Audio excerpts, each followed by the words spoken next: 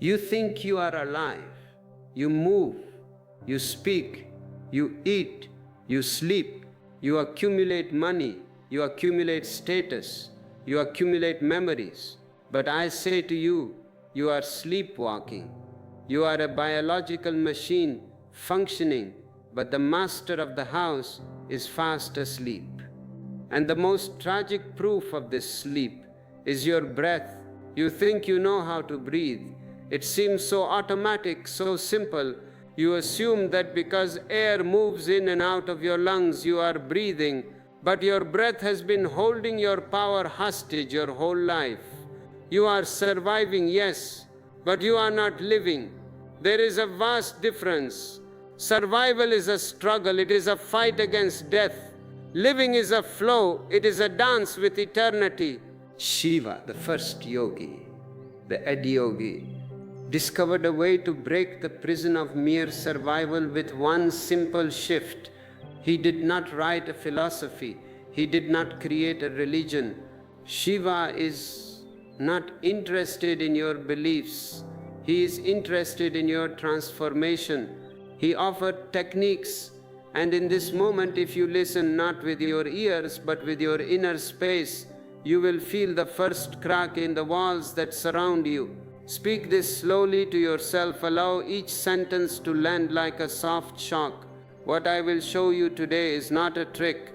It is not a technique you try for a moment and forget like a toy you have grown tired of.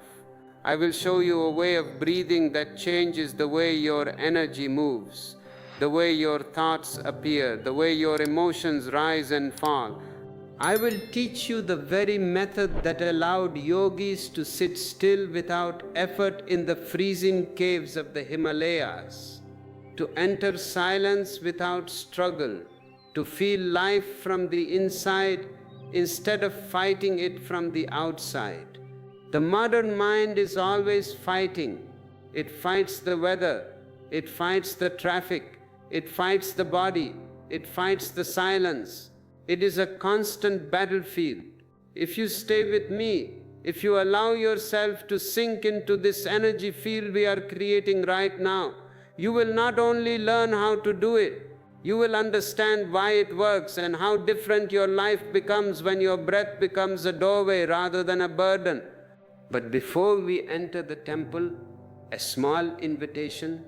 This space, this communion we are having, it requires an exchange of energy.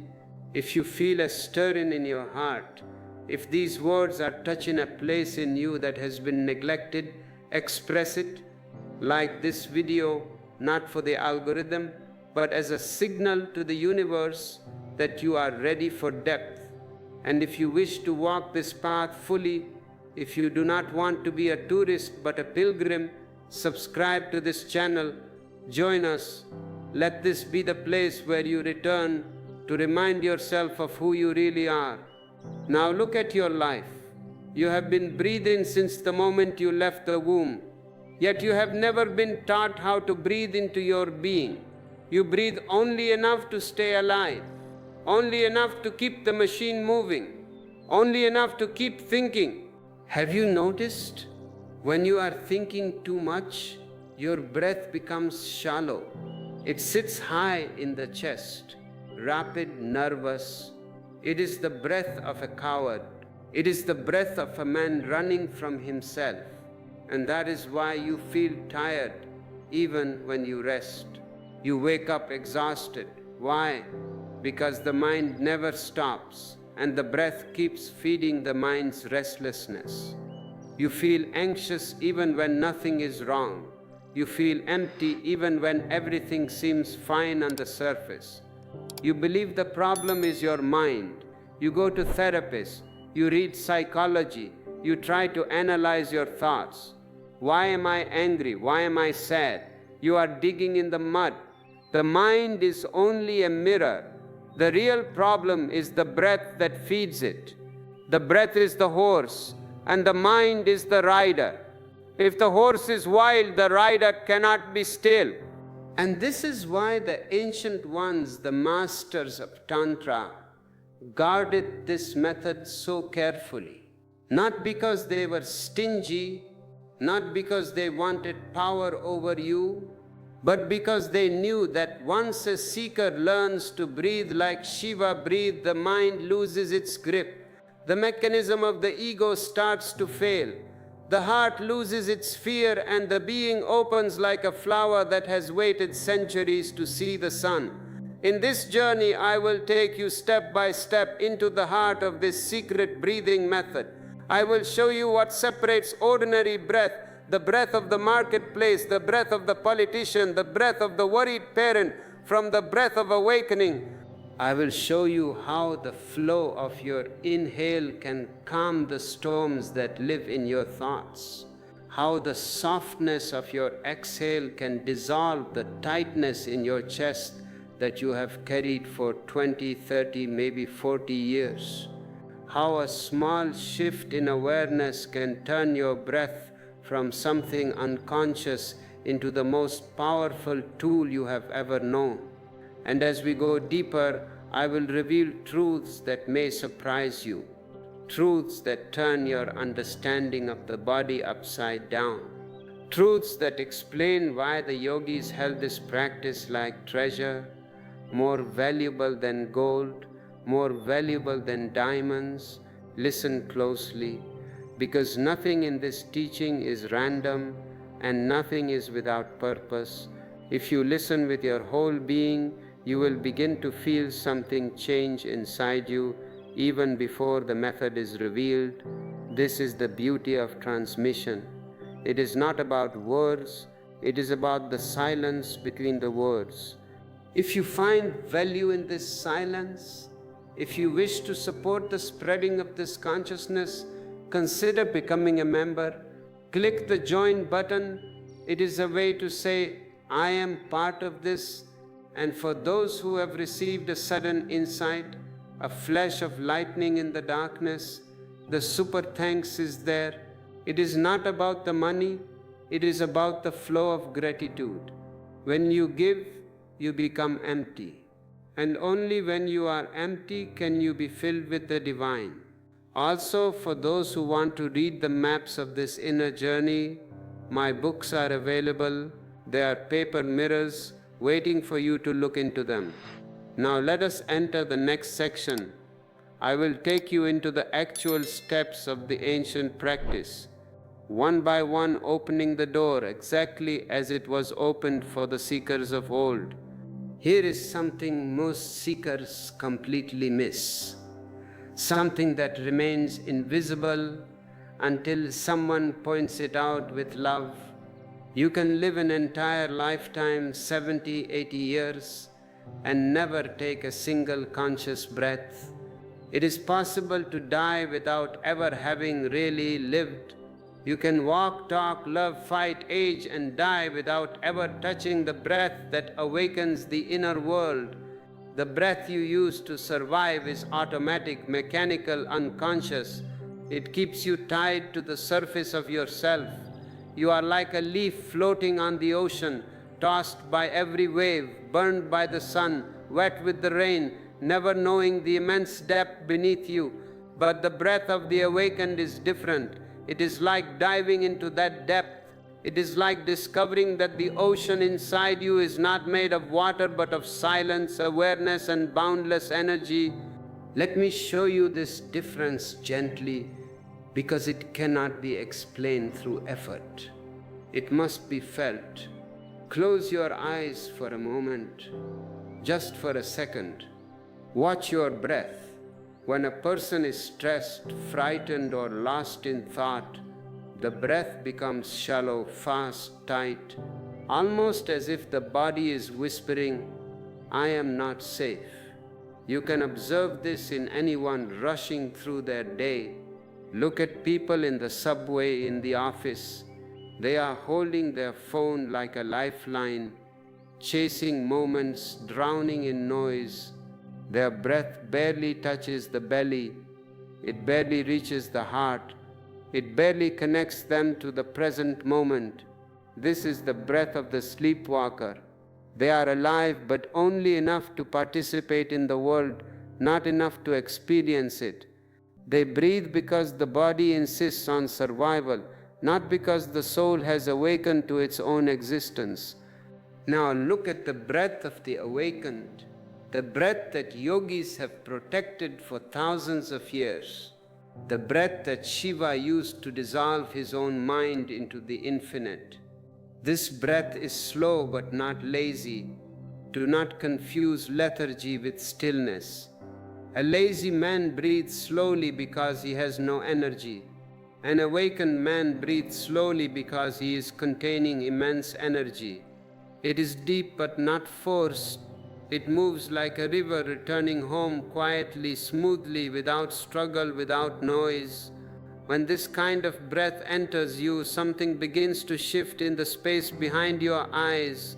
It is as if a window opens and the wind of awareness begins to move through you. The mind, which once jumped from thought to thought like a restless monkey, begins to soften. It begins to settle. It begins to watch instead of react. Even one conscious inhale taken with full awareness can change your entire inner climate in a single moment. It is like the sun rising behind a cloud, warming everything it touches. I remember watching seekers panic during meditation.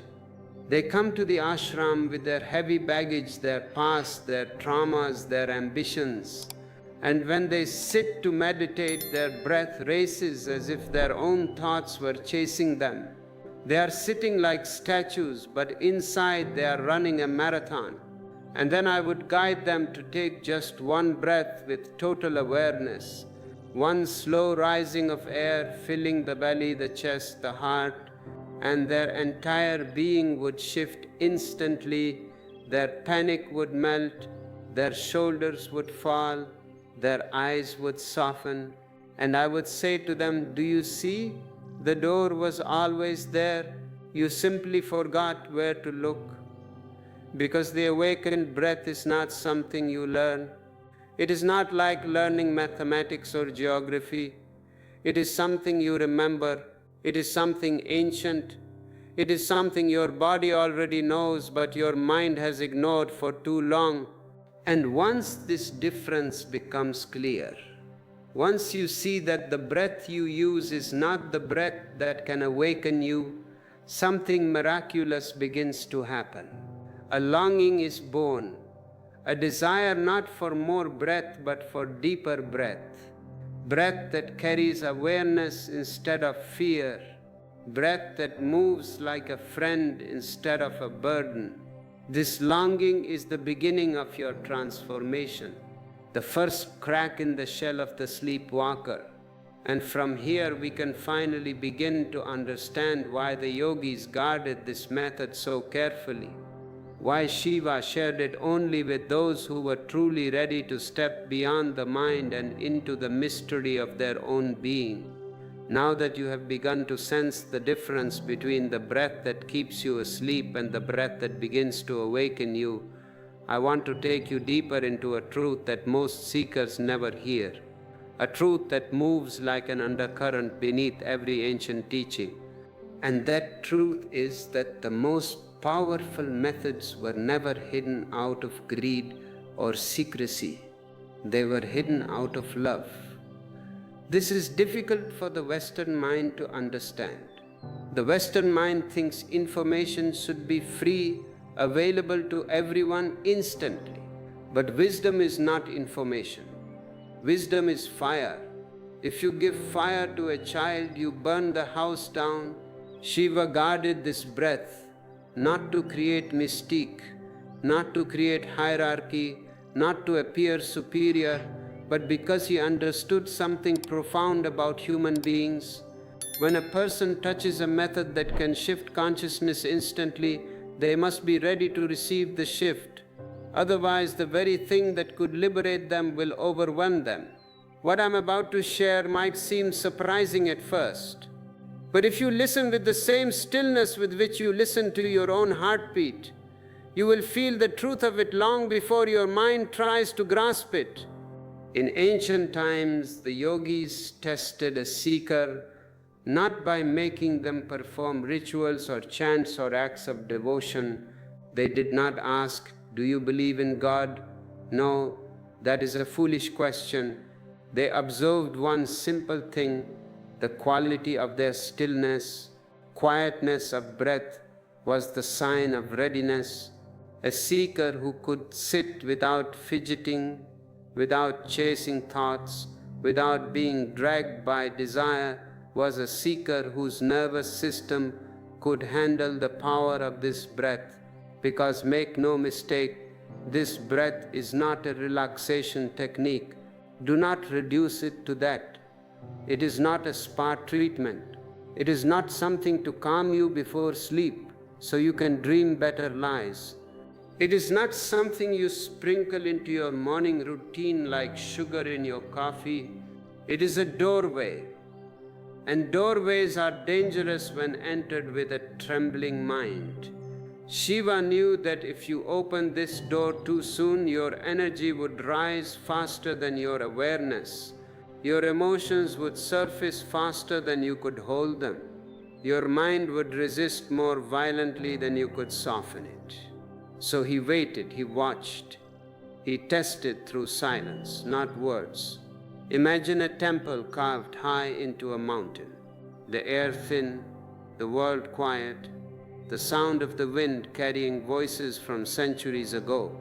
A seeker arrives, eager, desperate for technique, hungry for power. He wants the secret, he wants to be a Superman. But the yogi at the gate says nothing. He simply looks into the seeker's eyes, observes their breath rising and falling rapidly, observes the tension in their shoulders, observes the mind that cannot sit still even for a moment. And without a word, the yogi shakes his head. Not yet. Not because the seeker is unworthy. In existence, no one is unworthy. Existence accepts everyone. But because the seeker is unprepared, this breath is not for the one who wants power. It is for the one who is ready to dissolve. It is not for the one who wants to conquer the mind. It is for the one who is ready to see through it. And to see through the mind, you must first become still in yourself. You must understand something. When this technique is done with genuine awareness, energy rises through the spine like a serpent awakening from a long sleep. This is what they call Kundalini. It is not a metaphor. It is a physical, energetic reality. If the seeker is not grounded, the rising can create fear. If the seeker is full of unresolved emotion, the rising can bring those emotions crashing to the surface all at once. And if the seeker is seeking enlightenment as an escape from life, the rising can become a new distraction rather than liberation. They will start hallucinating. They will start thinking they are God. They will go crazy. This is why Shiva guarded the breath. Not because it is complicated, it is incredibly simple, but because its simplicity is so powerful that it must be approached with a heart that is ready and a mind that has softened its grip. And here is the irony, the beautiful paradox. The moment a seeker becomes truly ready, the breath no longer needs to be taught. It reveals itself. It begins to slow naturally. It begins to deepen on its own. It begins to sink inward like a river turning back toward its source. This is why the ancient yogis could look at a seeker for only a few seconds and know whether the breath could be shared.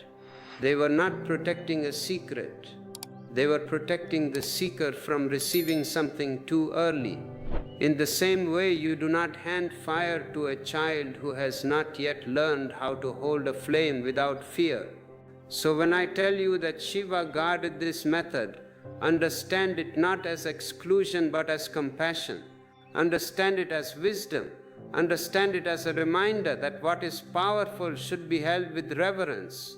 And your presence here, your listening, your willingness to sit with these words is already a sign that you are ready to move deeper. You are not scrolling past, you have stopped. That stopping is the first step. Because when the breath begins to awaken your inner world, when it begins to dissolve the dust that has gathered on your being, you will understand why the yogis treated this simple movement of air as something sacred. And from here we can now walk together into the next doorway, because once you recognize the power of this breath and the reason it was protected, you can finally begin to understand the secret of the inner path itself. The way breath becomes not just something you do, but something that opens the door beyond the mind. As we move deeper into this ancient stream, I want you to come with me slowly, as if we are stepping through a temple where each footfall must be mindful, because what I am about to unfold before you is a secret so simple and yet so overlooked that seekers have wandered for lifetimes without seeing it. And here is something most people completely miss, something so close to their own being that they never imagine to look in that direction. Every breath you take moves outward. Watch it. It is as if you are forever reaching for the world, forever trying to grasp something outside yourself. You want money, you reach out. You want love, you reach out. You want validation, you reach out, forever extending your energy toward things that will never satisfy the hunger inside you. This outward breath keeps your attention tied to the senses, to the movement of the body, to the noise of the mind. You breathe as if your life depends on the world, but Shiva discovered that the awakened breath depends on nothing at all. What I am about to share might seem counterintuitive at first, but if you allow it to enter you without resistance, you will feel a shift even before the mind understands. The secret is this: the breath that awakens you does not move outward, it turns inward. Imagine for a moment that your breath has always been a messenger. You kept sending it away, asking it to return with peace, with clarity, with joy, with understanding. Go find me happiness, you tell the breath. But it always came back empty-handed because it was looking in the wrong direction. It was looking in the marketplace. When Shiva sat in the Himalayas, unmoving, untouched by the snow, untouched by the wind, untouched by the passing of time, he discovered that if you allow your breath to fall inward, to sink instead of reach, to move toward your own center instead of outward toward the world, a strange and beautiful silence begins to bloom in the space behind your ribs. It is as if the breath knocks gently on a door you did not know existed, and that door which opens inward begins to reveal a world you have forgotten. The outward breath keeps you tied to activity, to effort, to restlessness. The inward breath releases you from all that. When the breath moves inward, even the smallest inhale becomes a soft descent into yourself, like a feather falling into the depths of a still lake. The senses begin to loosen their grip on you because your attention is no longer scattered across the surface of life. Instead of being pulled by sounds, sights, movements, emotions, you begin to feel a slow gathering of your own energy, a subtle returning. The outward breath is a call to the world. The inward breath is a call to your soul. Let me give you something you can feel in your imagination. Picture a candle flame flickering in a windy room, always bending, always trembling, always reacting.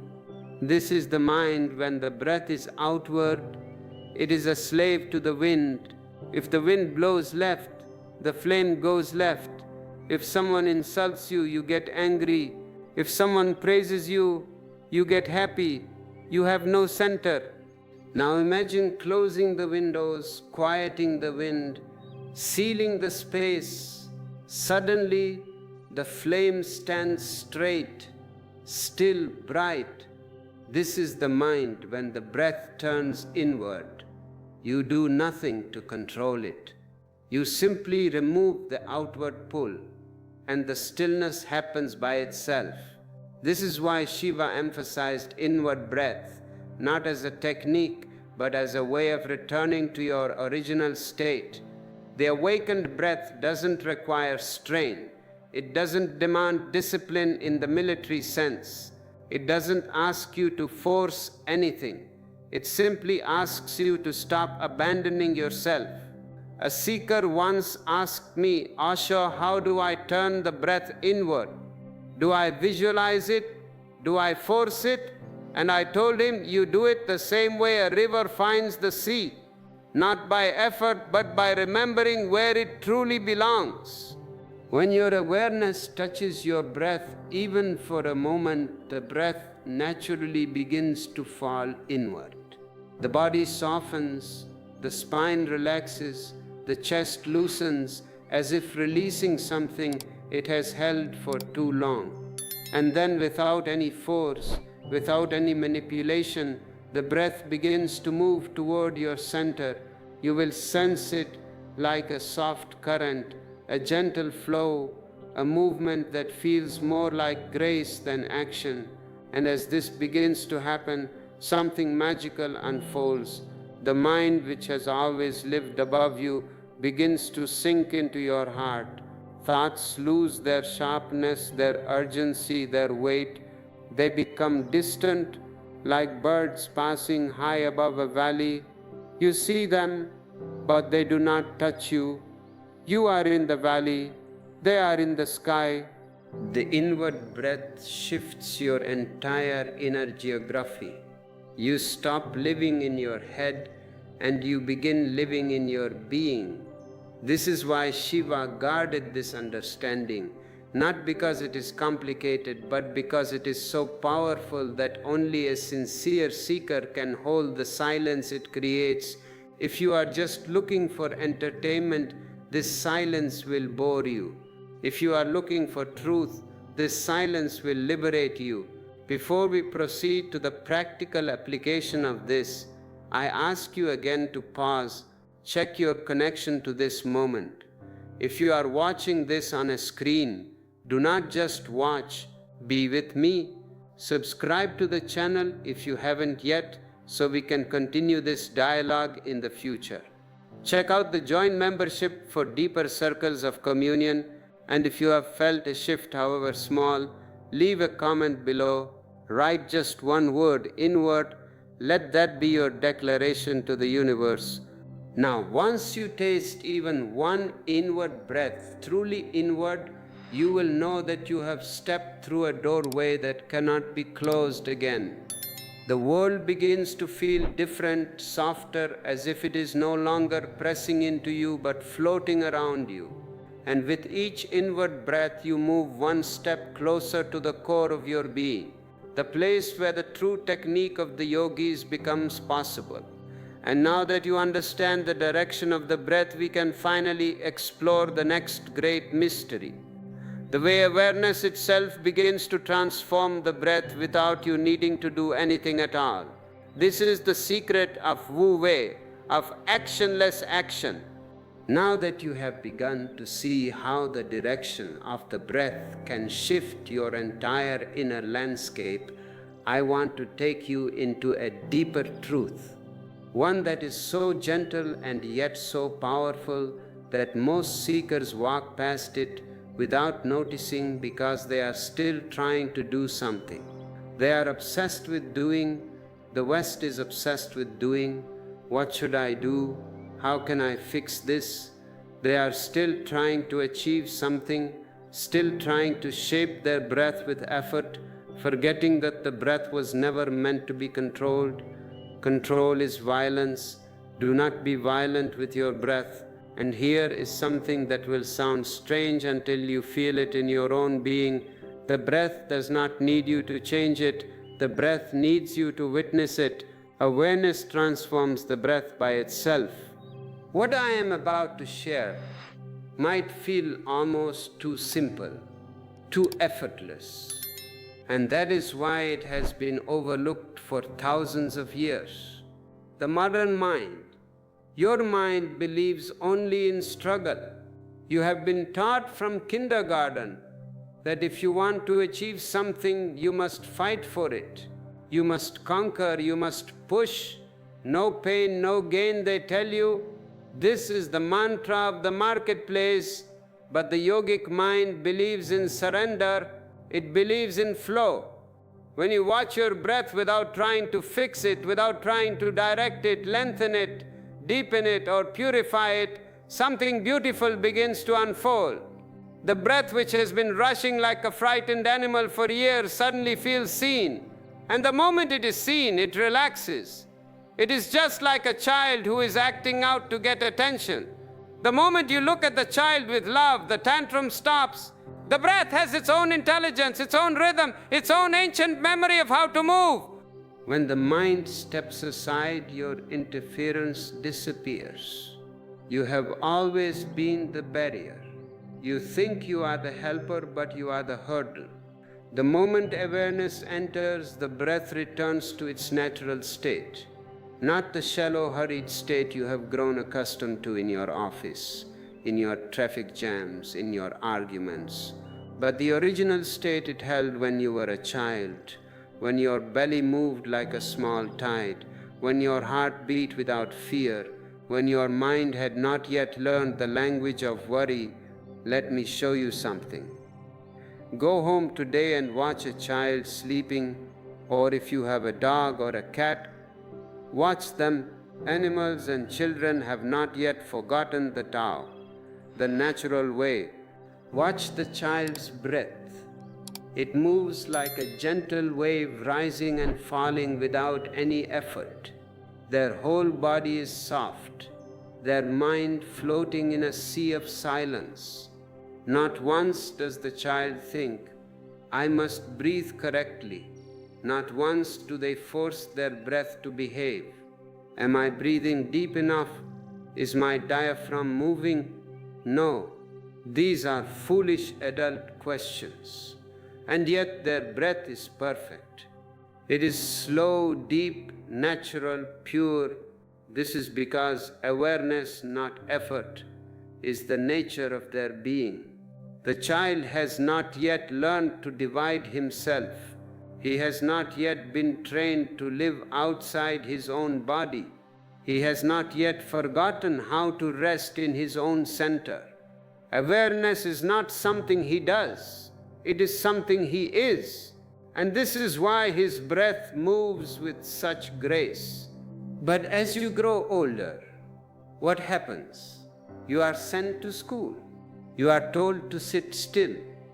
You are told to compete. You are told to be someone. You begin to live in your thoughts instead of your body. You begin to chase goals, desires, expectations, fears. You become a head on a stick. Your breath follows your mind outward, losing its natural depth, losing its softness. It becomes a servant to your anxiety instead of a doorway to your being. And then when you finally try to breathe consciously, perhaps in a yoga class or using an app, you bring that same aggressive mind with you. You think you must force it, shape it, discipline it. You treat your breath like a soldier that needs to be marched. You forget that the breath is alive, that it knows its way home if you allow it to return. When Shiva discovered the secret of the breath, he realized something profound. Awareness is the force that reorganizes the entire inner world, not willpower. Willpower is violent. It is a form of aggression against yourself, not discipline. Discipline is dry. It has no juice, not control. Control is fear, wearing a mask. When you bring your simple, non-judgmental awareness to your breath, the breath immediately begins to slow down. It is automatic. When you feel the inhale rising, the body relaxes. When you notice the exhale falling, the mind loosens. Awareness is like sunlight entering a dark room. You do not need to push the darkness out. Have you ever tried to push darkness out of a room with a broom? You will look ridiculous. You cannot fight darkness. You simply bring in a candle, and the darkness is gone. The light does it for you. Think of a lake covered with mud. If you stir it, if you try to clean it by force, the mud only spreads, you make it worse. But if you leave it alone, if you sit on the bank and watch, if you let it settle, the water becomes clear by itself. The gravity does the work. This is what awareness does to the breath. It allows the nervous system to settle. It allows tension to melt. It allows old emotions to surface and dissolve without struggle. Slowly the breath becomes deeper, fuller, smoother without you changing anything. And because the breath changes, your consciousness changes with it. A seeker once came to me trembling with anxiety, saying, "Osho, I cannot breathe deeply no matter how hard I try. I count to 4, I hold for 7, I exhale for 8, but I am still anxious." And I told him, stop trying, stop the counting, stop the mathematics. You are turning breathing into a job. He looked confused. The mind always wants a job. But when he finally sat and simply watched his shallow breath, accepted it, embraced it, without judgment, without resistance, without effort, the breath deepened on its own, like a flower opening when the sun touches it. He felt tears filling his eyes, not because the breath was deep, but because it was free. For the first time in years, he was not fighting himself. The breath had been waiting for him to stop interfering. This is why the yogic path emphasizes awareness above all else. When you become aware, everything else aligns on its own. The body softens, the breath deepens, the mind quiets, the emotions release. Awareness is the master key, and breath is the door it opens. Now, pause for a moment. Are you still with me? Or has your mind wandered to what you will eat for dinner? Bring yourself back. This wandering is the habit we are breaking. If you appreciate this reminder, if this resonates with your soul, show your support. Hit the like button, not as a digital gesture, but as an affirmation, I am here. And consider becoming a member of this channel by clicking join. It is a way to deepen your commitment to this path. For those who feel a sudden burst of gratitude, the super thanks is a beautiful way to balance the energy of receiving. Let's go deeper. Your breath has been telling you the truth your whole life. You just never learned how to hear it. Most people think they breathe to stay alive. They think it is just a biological mechanism, exchanging oxygen for carbon dioxide. But your breath carries a message, a warning, and a path you've ignored for years. And once you hear it, really hear it, your whole inner world shifts in seconds. Today you are going to learn how to hear the message inside your breath, the part of you that speaks without words. If you've been feeling stressed, scattered, or pulled in every direction, this will give your mind a place to rest. I'll show you how breath reveals truth, calms fear, and guides clarity faster than any thought ever could. By the end, you'll know why the breath is the bridge between confusion and awakening, and how you can use it in real life. Starting today, most people move through life breathing only enough to survive, not enough to be awake.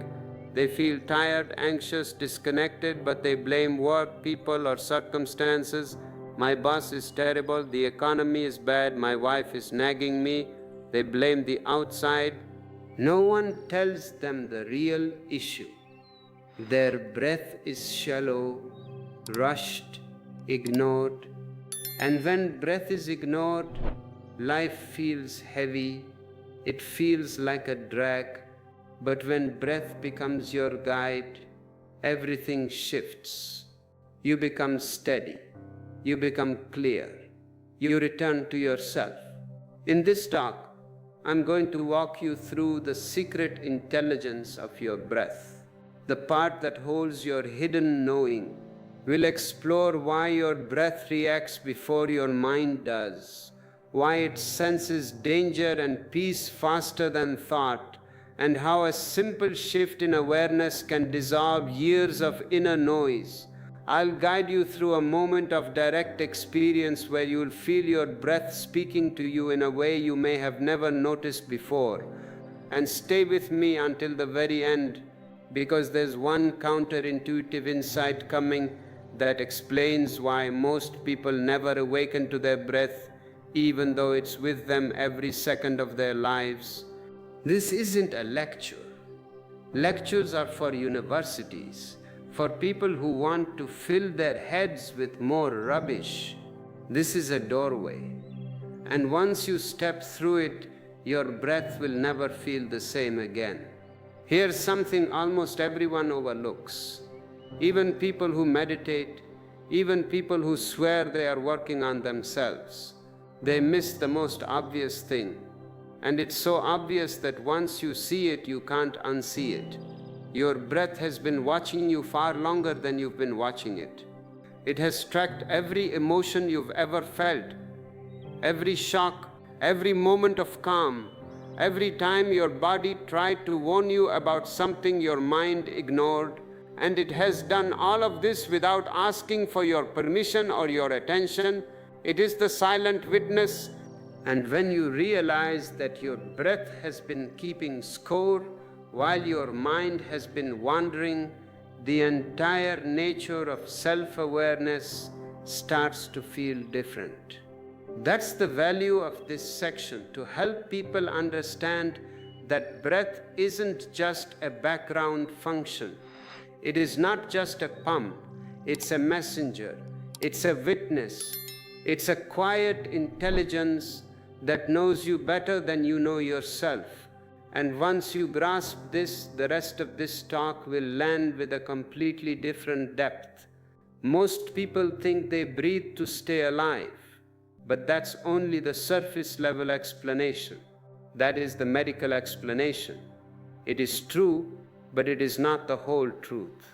If breathing were purely mechanical, it wouldn't change so violently and instantly whenever you feel fear or excitement or love or confusion.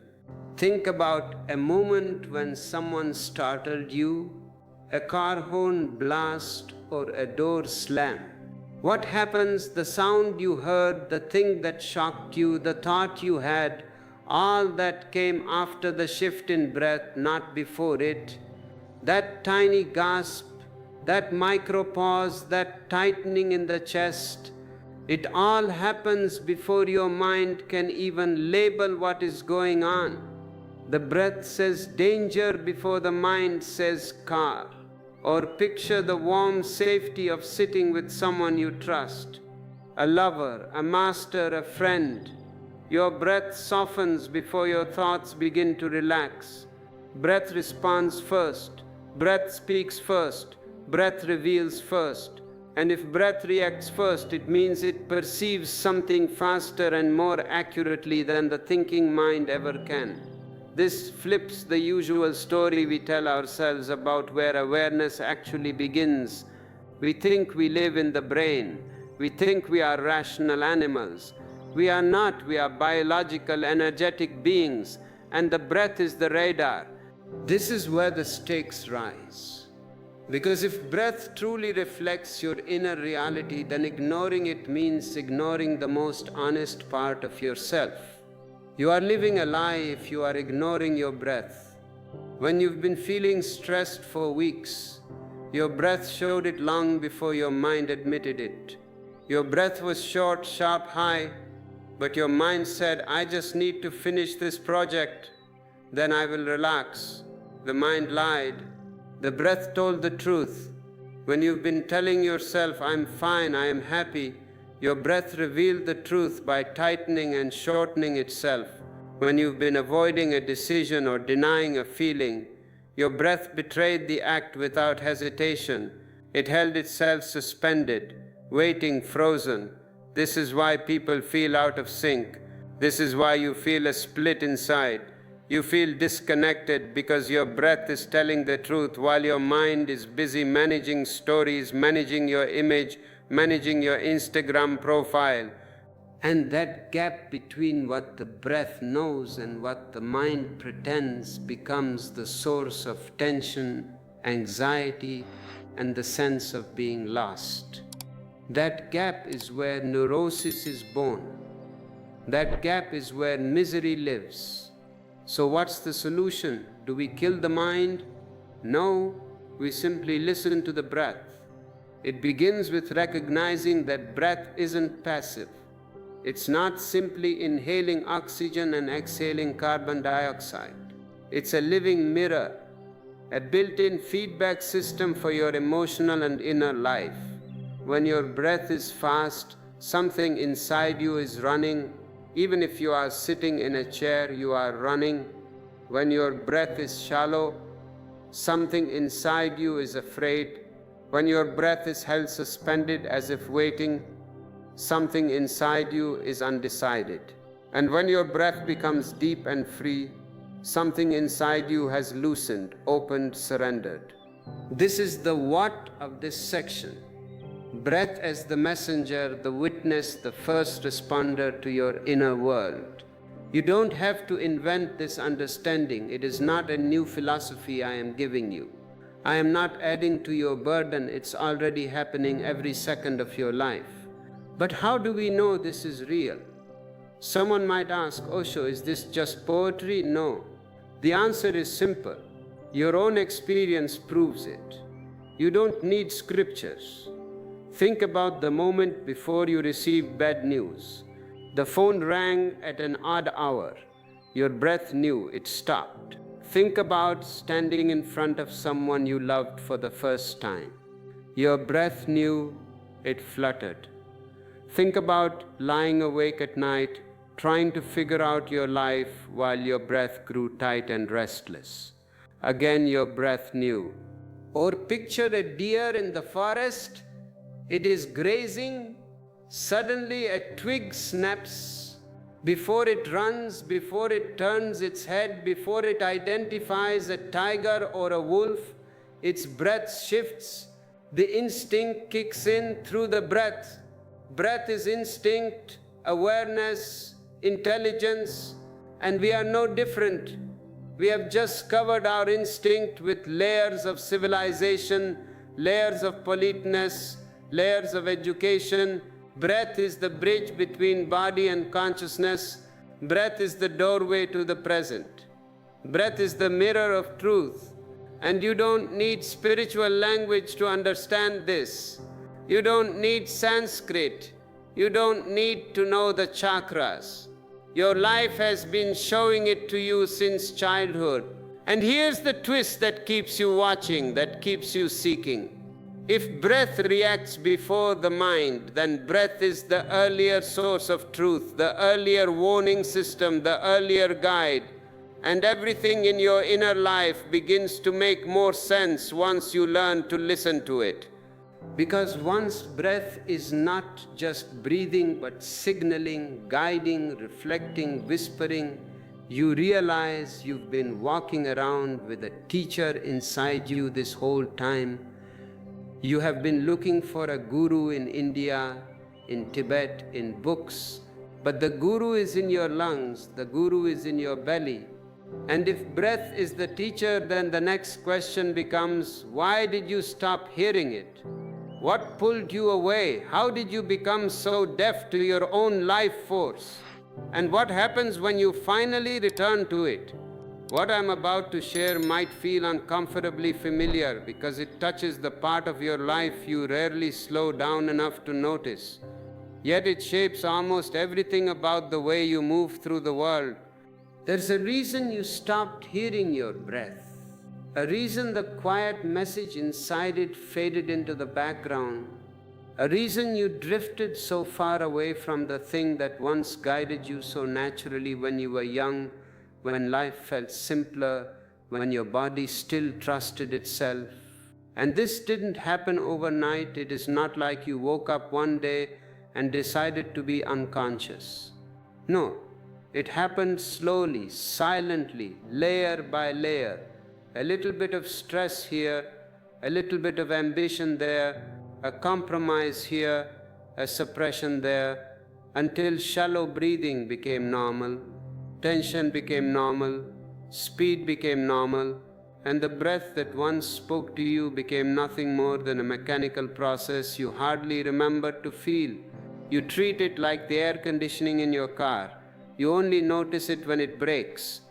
This section is here to unravel that invisible drift, to show how a world full of noise taught you to ignore the one thing that could have kept you steady, and how that disconnect didn't just impact your breathing, it impacted your clarity, your decisions, your peace, your sense of self. Here's the part almost nobody thinks about. You didn't lose your connection to breath because something went wrong inside you. You are not broken, you are not defective. You lost it because life trained you out of it. Modern living pulls your attention outward with a force so constant you don't even recognize the pull anymore. It is like gravity, you don't feel it because it is always there. There's the pace of your day. Rush, rush, rush. The coffee, the commute, the emails, the rush of tasks, the tension of deadlines, the noise of notifications, ding, buzz, ring. Every sound is a hook pulling you out of your center. The demands of people who need things from you at all times. In the middle of all of this, your mind learns to run faster than your body can keep up with. Your body is ancient. It moves with the rhythm of the earth. Your mind is modern. It moves with the rhythm of the machine, and the breath, once deep, rhythmic, alive, shrinks to a thin thread. It becomes barely enough to sustain you, let alone ground you. Breath becomes something you have instead of something you feel, something automatic instead of something alive. And the more automatic your breath becomes, the more automatic your life becomes. You become a robot. You wake up, you go to work, you come home, you watch television, you sleep, you repeat. Are you living, or are you just slowly dying? The stakes here are huge, because when breath leaves awareness, stress enters the body. Nature abhors a vacuum. If awareness is not there, darkness enters. When breath becomes shallow, emotions become loud. Have you noticed? The shallower you breathe, the more irritable you are. When breath is ignored, the nervous system loses its anchor and your mind starts believing it's the only one steering the ship. And the mind is a terrible captain. It is drunk on fears and drunk on future. You've seen this happen 1,000 times in your own life without realizing it. That sudden moment when a simple problem feels overwhelming. Why? Because you have no oxygen in your being to face it. That familiar tension that appears out of nowhere in your chest. That sense of being tired even after you've rested. These are not accidents. They are signs of a system trying to function without its primary reference point. Breath is supposed to keep you rooted, centered, aware, but when you don't feel it, your inner world becomes unstable, shaky, reactive. You aren't overthinking because something is wrong with your mind.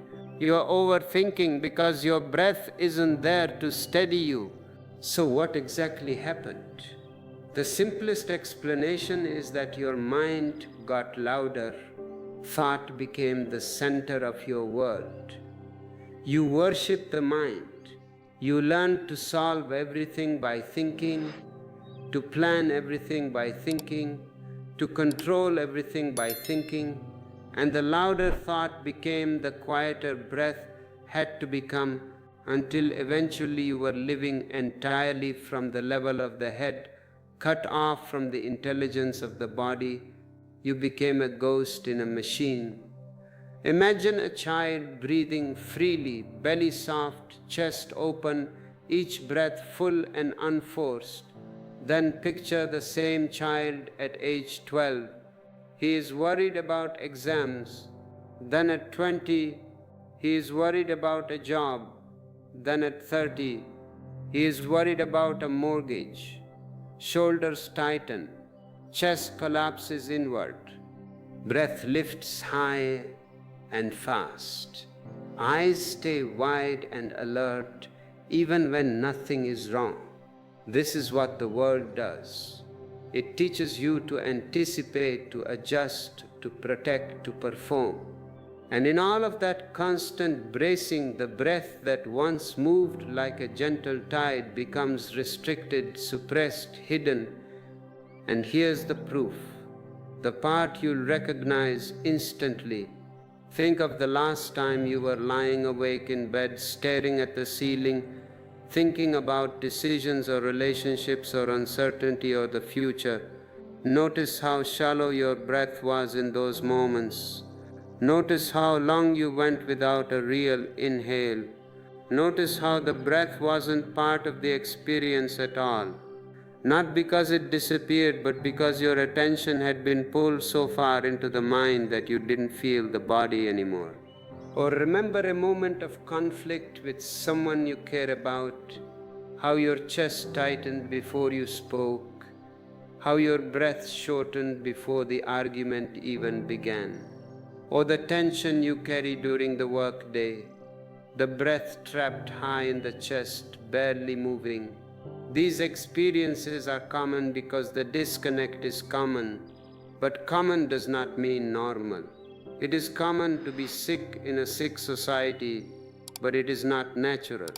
And now we reach the doorway into the next part of this journey, because once you understand how and why you lost touch with your breath, you're ready for the surprising truth. The breath isn't just something you can return to. It's something that has been waiting to guide you back all along. It is like a faithful dog waiting by the door. You ignored it, you forgot it, but it is still there, tail wagging, ready to walk with you. And when you discover how to follow it, not control it, not force it, but truly follow it, the whole direction of your inner life begins to shift. And the mind that once hijacked your breathing becomes the mind that breath begins to soften and lead. Before we cross this threshold, take a moment, pause the video if you need to. Take one conscious breath, let the belly rise, let it fall, feel the difference. If this simple act brought you back to yourself, consider sharing this video with a friend who is lost in the noise. Send it to them as a lifeline. And if you wish to dive deeper into the ocean of Osho, check the description for recommended readings. My books are not just words, they are devices to wake you up. What I am about to share might feel almost too simple at first, because it doesn't require effort or control or technique or any of the usual things people chase when they try to fix their inner life. Yet it has the power to shift your entire way of being if you let it sink in. Up until now, we've been talking about how breath reflects you, how it mirrors every emotion and every subtle movement inside your consciousness. But there is a deeper truth waiting beneath that understanding. A truth most people never discover because they stay trapped in the habit of trying to manage everything through thought. They think, if I think hard enough, I will find peace. But peace is not a conclusion of thought. Peace is the cessation of thought. The truth is this: your breath doesn't only reveal your inner world. It can guide it. It can lead you back to clarity, back to presence, back to the part of you that isn't pulled in 1,000 directions. This is the great secret of the alchemists, of the Tantrikas. They realize that you cannot fight the mind with the mind. If you fight the mind, you are just creating more noise. You are adding a second voice to the argument. I should not be angry. Now you have two problems: the anger and the voice saying you shouldn't be angry. you are in conflict. But the breath is neutral.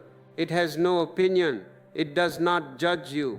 And because it does not judge, it can lead you out of the courtroom of your mind. This section exists to show how following the breath, rather than ignoring it or trying to control it, becomes the most direct path to inner peace. It is the path of least resistance, and how this shift from doing to witnessing changes everything. Here's the part most people miss. The moment you bring gentle attention to your breath, the entire rhythm of your inner world begins to reorganize itself. It is a chain reaction. You don't have to force a slow breath. You don't have to try to calm down. Trying to calm down is a form of stress. Have you ever shouted at someone, "Calm down"? It never works. It only creates more fire. You don't have to make the mind stop. Simply noticing the breath interrupts the momentum of mental noise. It cuts the fuel line. The mind needs unconsciousness to spin its wheels. When consciousness arrives via the breath, the mind hesitates. It's as if your awareness places a soft hand on the shoulder of your overactive mind and says, "Stop running for a moment. Look here. Look at this miracle happening in your chest." And in that moment, even before the breath changes, the mind loses a little bit of its control. The grip loosens, the storm begins to settle, the body feels like it can finally exhale. This is the why behind breath guidance, because following breath is the most direct and effortless way to return to yourself, to step outside the spiral of thought and land in the present moment without pushing, fixing, or fighting anything. So what does it actually mean to let the breath guide you? Do not make it complicated. Spirituality is not complex, we are complex. Truth is simple. It means shifting from controlling the breath to watching the breath, from shaping it to listening to it, from forcing it to simply allowing it. When you follow the breath, you are doing something profoundly counterintuitive in a world obsessed with effort. The world says, "Do more." The breath says, "Be here." You are letting life move you instead of trying to move life. Your inhale is an invitation. Your exhale is a release. The breath leads, and your awareness follows gently without strain. You become a shadow to your own breath. And the more you follow, the more you discover that the breath already knows the way back. It has a homing instinct. Back to balance, back to grounding, back to the quiet center that waits under all your noise. The center has never left you. You have left the center. This is the what of this section. Breath as a natural compass. Breath as a quiet leader. Breath as the simplest path to inner ease. But how do we know this works? Look at your own experience. I am not asking you to believe. Belief is cheap. I am asking you to experiment. Think of a moment when you were overwhelmed, perhaps in an argument, perhaps before a speech, and someone told you, "Take a breath." They didn't say it because of psychology or spirituality. They said it because it works. It is primal wisdom. The moment you follow a single inhale with awareness, even for a fraction of a second, the entire system begins resetting. It is like pressing the reboot button on a computer that has frozen, or think about sitting by the ocean watching waves rise and fall. Why do you feel peaceful there? The ocean is just water. It doesn't care about you, but the rhythm automatically slows your thoughts, softens your shoulders, calms your system. Not because the ocean demands anything of you, but because its rhythm invites you into your own. Your breath has the same rhythm. It is the inner ocean. It is the tide you carry with you everywhere. You don't need a beach ticket, you have the ocean in your lungs. Or imagine the last time someone hugged you, a real hug, where hearts touch and your breath softened before you even realized you were relaxing. That softening wasn't a choice, it wasn't a mental decision. It was breath guiding your body into a more open state, breath leading you where your mind couldn't. And here's where the deeper shift begins. Because when you let the breath guide you, you start noticing something extraordinary. The hierarchy flips. The breath isn't reacting to the mind anymore. The mind starts reacting to the breath. This is the master key. When the breath deepens, the mind naturally quiets. It has no choice. The mind cannot sustain chaos when the breathing is rhythmic and deep. When the breath slows, the mind becomes spacious. When the breath opens, the mind releases its grip. You begin to sense truth not through thinking but through feeling, through listening, through the subtle language of breath. This is when breath becomes a teacher, a companion, a source of intuitive intelligence. You stop asking others what to do. You stop reading horoscopes. You check your breath. You start making decisions that feel aligned, not forced. You react less. You see more. You hear what your life has been trying to tell you. And just when the viewer begins settling into this understanding, we open the next doorway, the one that shifts this entire conversation from calming the mind to awakening something far deeper. Because if breath can guide you, then the next natural question is, where is it guiding you from? What intelligence moves the breath itself? Who is the breather?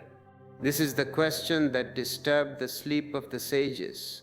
Who am I? And the breath is the thread that leads to the answer. What awareness begins breathing you when you finally stop trying to control everything? And what happens when you follow the breath all the way to its source? What a great the place where breath appears and disappears like waves returning to the sea. That's where we're headed next, because breath doesn't just calm you, it reveals the mystery behind your life itself.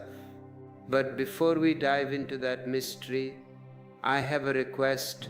This wisdom is free like the air, but the vessel that carries it needs support. If you are finding clarity here, if the fog is lifting, support this channel. Click join to become a pillar of this community, or use super thanks to offer energy back to the source. And do not forget to subscribe. We are building a field of energy here, and your presence strengthens it. What I am about to share next is the turning point for most people, because up until now, breath has sounded like something, an object. You observe something gentle, supportive, helpful. My breath is my tool, you say. But there comes a moment, if you stay with this process long enough, where breath stops being something you watch and starts becoming something that leads you. The object becomes the subject, and this moment is subtle.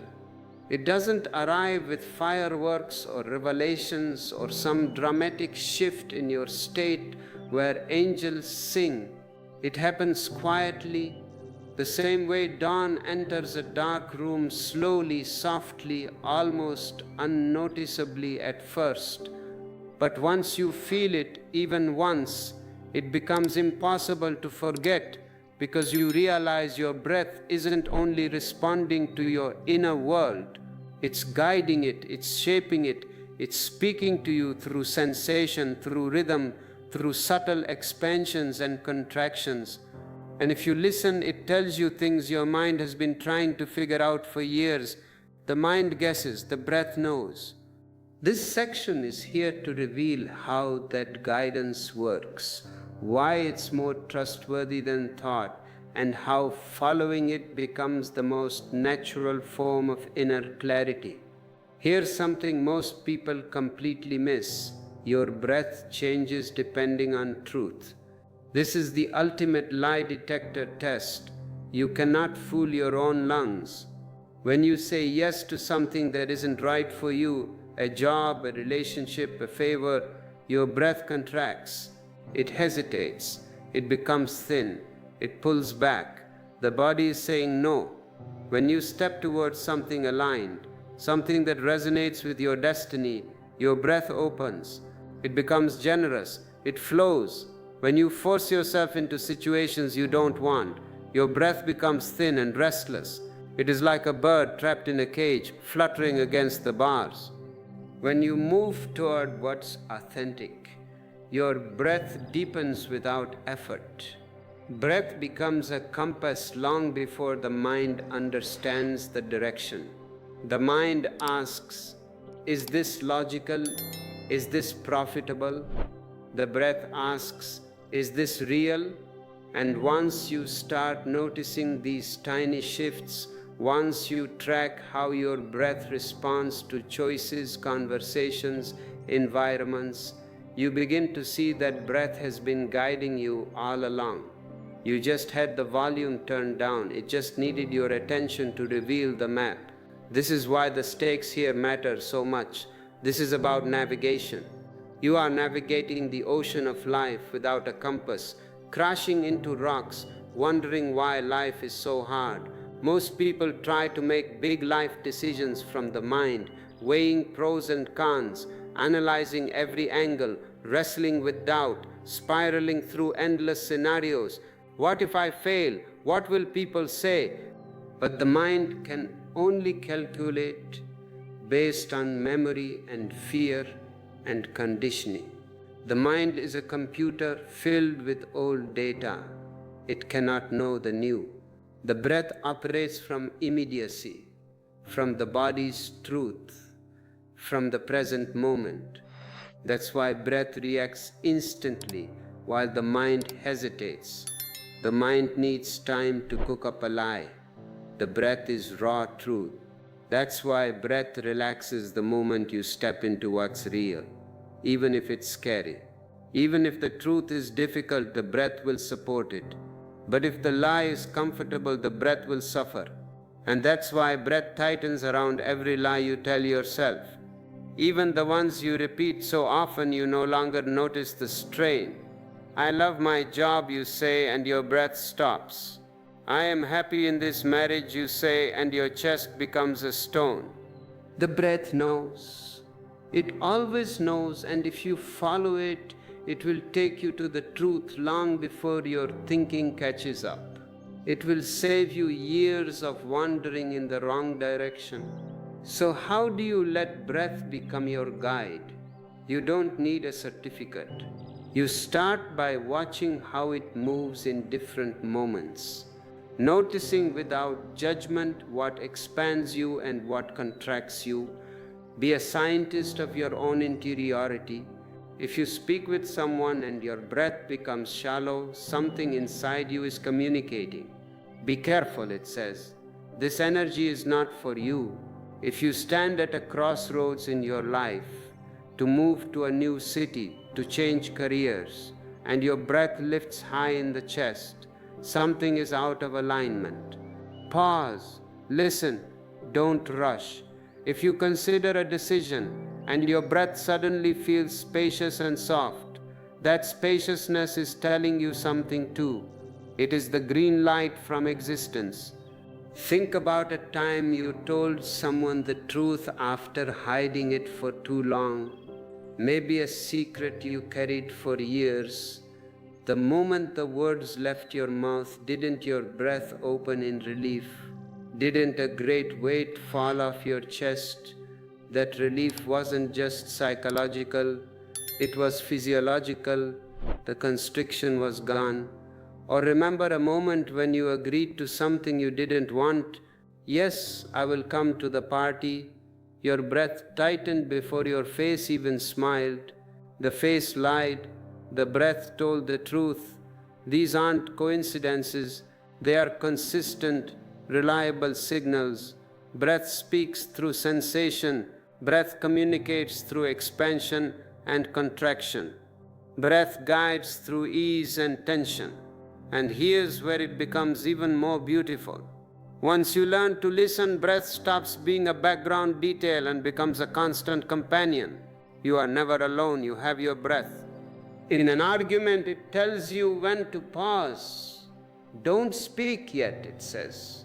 Your breath is jagged. Your words will be jagged.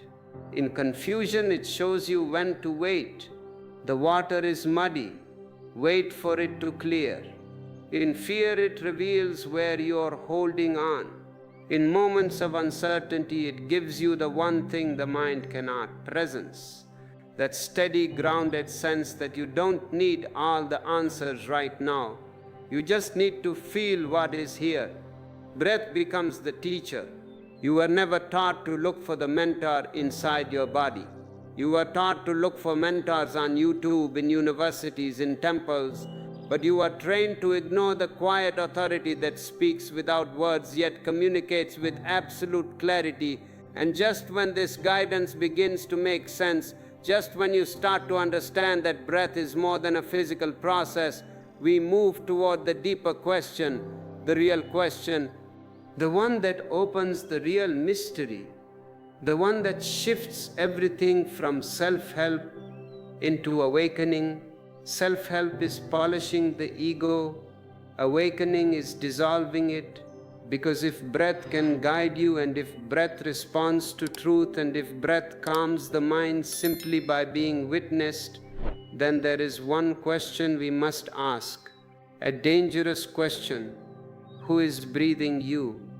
What intelligence moves this breath before you claim it as yours? You say, my breath. Is it yours? Did you buy it? Did you manufacture it?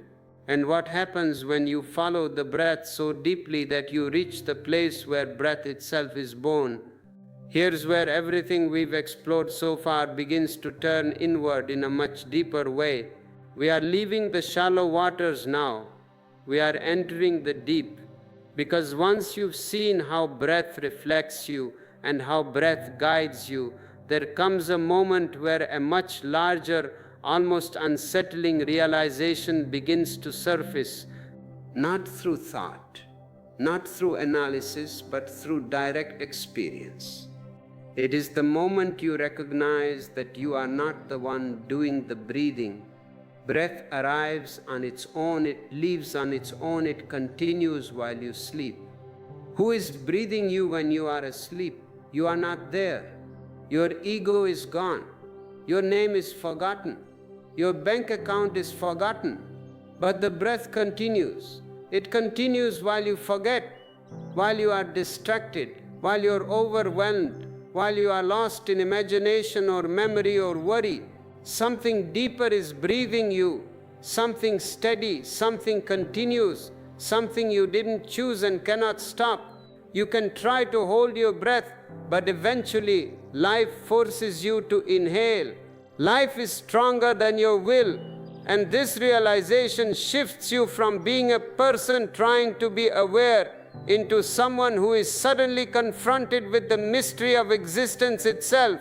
You are not an island, you are connected to the whole. This section is here to peel back that layer of mystery and show you how breath becomes the doorway into the deeper awareness Osho spoke about again and again.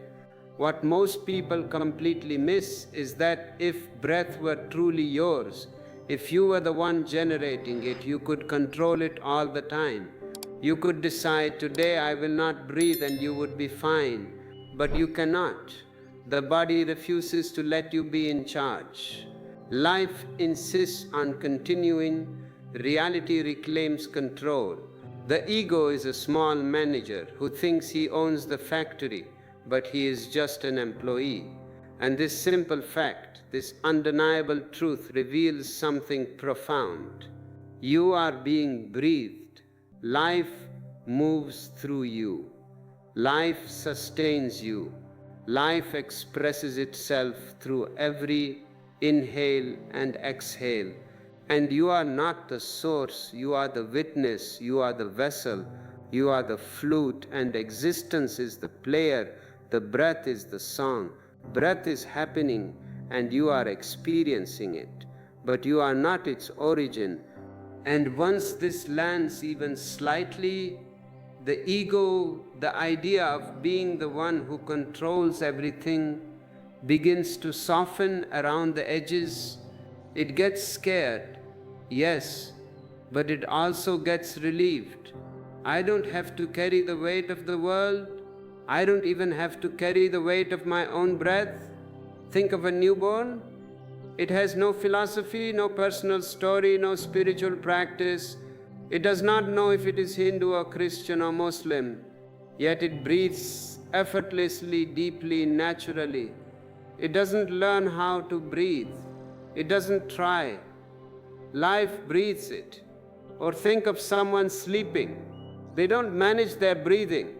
They don't adjust it. They don't direct it. Breath continues on its own, rising and falling like waves that never question where the tide comes from. Or picture standing by the ocean and watching wave after wave roll in. The ocean doesn't try. It doesn't struggle. It moves according to a deeper rhythm. Your breath follows that same deeper rhythm. It is cosmic. And when you begin to sense this not as a concept, but as a lived, felt experience, something inside you relaxes, a deep relaxation, a surrender. Not because you understand life. The mind cannot understand life.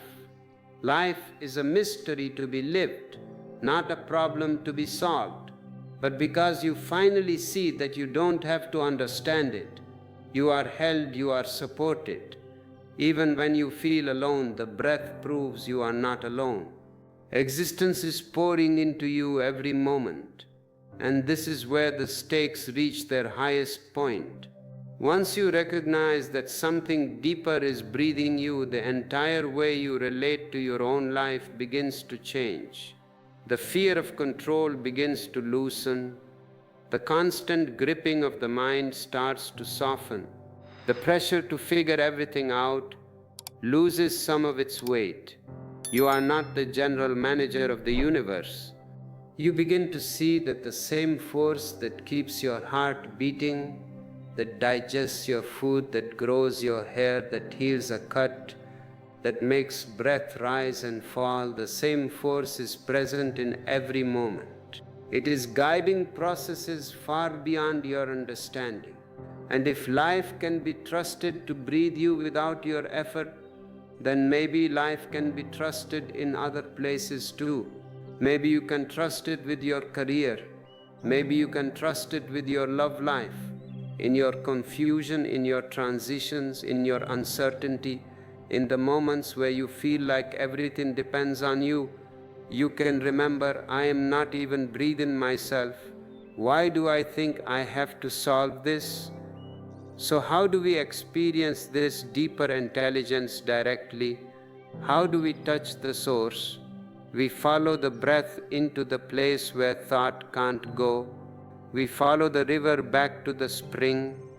We follow it to the pause at the end of the exhale. That brief moment where breath disappears, where nothing moves, where everything is still.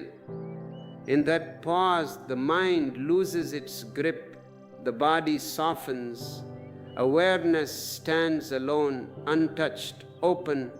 It is the doorway Osho pointed to constantly, the silent gap between two breaths, where the personal sense of me dissolves for a moment and something vast, calm, and infinitely still takes its place. You've experienced this in small moments without realizing it. The quiet after a long sigh, the stillness after crying, the gentle emptiness after laughing, the hush before falling asleep. These are glimpses of the space behind a breath, the space from which breath is born. And now that you have felt the edges of this mystery, you're ready to go even deeper. You are ready for the core of the practice, because behind the breath is the pause. And behind the pause is a presence that has been watching your entire life unfold without judgment, without tension, without fear. And that presence, steady, silent, unmoving, is what we turn to next as we explore the place where breath ends and awareness begins. But before we take this final step into the void, I invite you once again, if these words are nourishing your soul, nourish this channel. Check the description for my books. They are companions for the lonely road of meditation. Consider the super thanks if you feel the impulse to give. And if you are truly ready to walk with us, click join. Now, let us enter the silence. What I am about to explore with you now is the most delicate and transformative part of this entire journey. It is delicate because it is easily missed. It is transformative because once seen, it changes the seer. Because up to this point, we've been following the breath as it moves. We have been watching the movement, learning from its rhythm, listening to its signals, understanding how it reflects truth and how it guides us back to clarity. But every inhale has an end. Every exhale has a final moment, a death. And it's in that tiny sliver of stillness, the moment where breath disappears, where nothing is entering and nothing is leaving, that the real doorway opens. As we come to the deeper layers of this journey, there is a mechanism you must understand. If you miss this mechanism, you will practice breathing for 30 years and you will remain the same. You will just be a neurotic person who breathes deeply. That is not the goal. The goal is transformation, not just relaxation. And the mechanism is this: you are afraid of the pause. You are afraid of the silence between the breaths. We spoke of this pause, this tiny gap where the exhale ends and the inhale has not yet begun. I told you it is a doorway, but why have you never walked through it? Because it feels like death. To the ego, silence is death. To the mind, no movement is death. And you have identified yourself with the mind for so long that when the breath stops even for a microsecond, a subtle panic arises in your unconscious. You rush to the next inhale, you rush to the next thought, you rush to the next activity. You are running from the gap. Most of humanity is running from this gap. Look at your culture. It is designed to fill every gap. You are waiting for the bus. You pull out your phone. You are in the elevator. You look at the screen. You are driving. You turn on the radio. Why? What are you so afraid of? If you were just sitting there without the radio, without the phone, without the distraction, you would have to encounter your own breath. And in that breath, you would have to encounter the silence. And in that silence, you would see the emptiness of your ego. The ego cannot exist in the gap. The ego needs noise. It needs conflict. It needs, I am doing this, I am going there, I am becoming that. In the gap between breaths, there is no doing, no going, no becoming. There is only being. And to the modern man, just being is the most terrifying thing in the world. He calls it boredom. He says, Osho, I am bored. I tell you, boredom is just a cover for terror. If you stay with boredom, if you do not run away from it, if you breathe into it, the boredom dissolves and reveals the abyss, the vast, bottomless abyss of your own consciousness. Shiva calls this abyss Bhairava. It is terrifying to the ego, but it is bliss to the soul. So the practice of following the breath is not just about calming down. It is about facing the fear of non-existence. It is about practicing dying. Every exhale is a small death. Have you noticed? When you exhale fully, you are emptying yourself. You are letting go. You are saying to existence, I trust you to give me the next breath. But look at how you breathe. You don't exhale fully. You keep a little bit of air inside. You are miserly. You hold on. You think, if I let go completely, maybe the air won't come back. This is deep in your unconscious biology. And because you don't exhale fully, you cannot inhale fully. The old air, the stale air, stays in the lungs, and because the lungs are full of stale air, fresh oxygen cannot enter. This is exactly what you are doing with your life. You are holding on to the past, stale memories, stale hurts, stale loves that died 10 years ago. You keep them inside your chest. And because you are full of the past, the future cannot enter. The fresh, alive moment cannot enter. To learn to breathe is to learn to let go. I want you to try this experiment in your daily life. It is very simple, but it cuts deep. When you are feeling possessive, maybe about your money, maybe about your partner, maybe about your reputation, watch your exhale. You will see that you have stopped exhaling. You are holding in that moment. Consciously exhale, push the air out, empty the lungs, and as you push the air out, visualize that you are pushing out the attachment. You are saying, I let go, and then wait. Don't rush to inhale. Wait for the body to demand the air.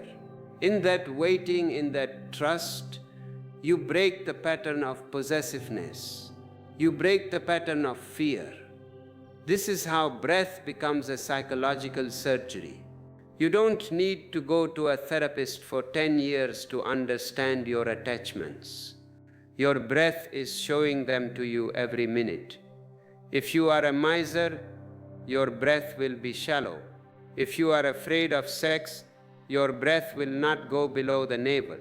If you are angry but suppressing it, your breath will be jerky, interrupted. The breath is the blueprint of your psyche. And this brings us to a crucial understanding that the ancient Tantra teaches, but modern yoga often forgets: the connection between the breath and the centers of energy in the body. You have three main centers: the head, the center of thinking; the heart, the center of feeling; and the hara, the center of being, located 2 inches below the navel. The modern education system, the society, the parents, they have all conspired to pull your energy up into the head. You live in the attic of your house. You have forgotten the living room, and you have completely boarded up the basement. When you live in the head, the breath becomes shallow. It stays in the upper chest. It supplies just enough oxygen to the brain to keep the computer running, but it does not nourish the roots. Have you noticed that when you are thinking deeply, you almost stop breathing? Or when you are calculating, worrying, planning, the breath becomes very thin. This is why you are unstable. A pyramid standing on its tip is unstable. A slight wind blows and it falls over. You are top heavy. Too much thought, too little being.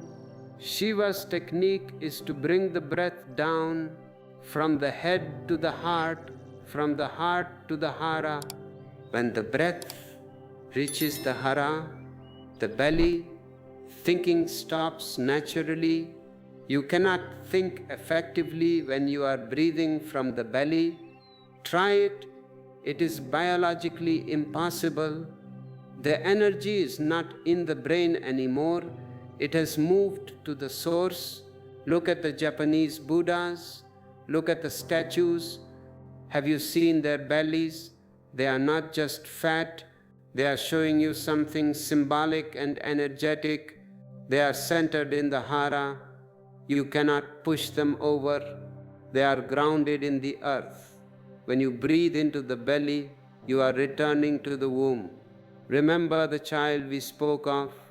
The child breathes with the belly.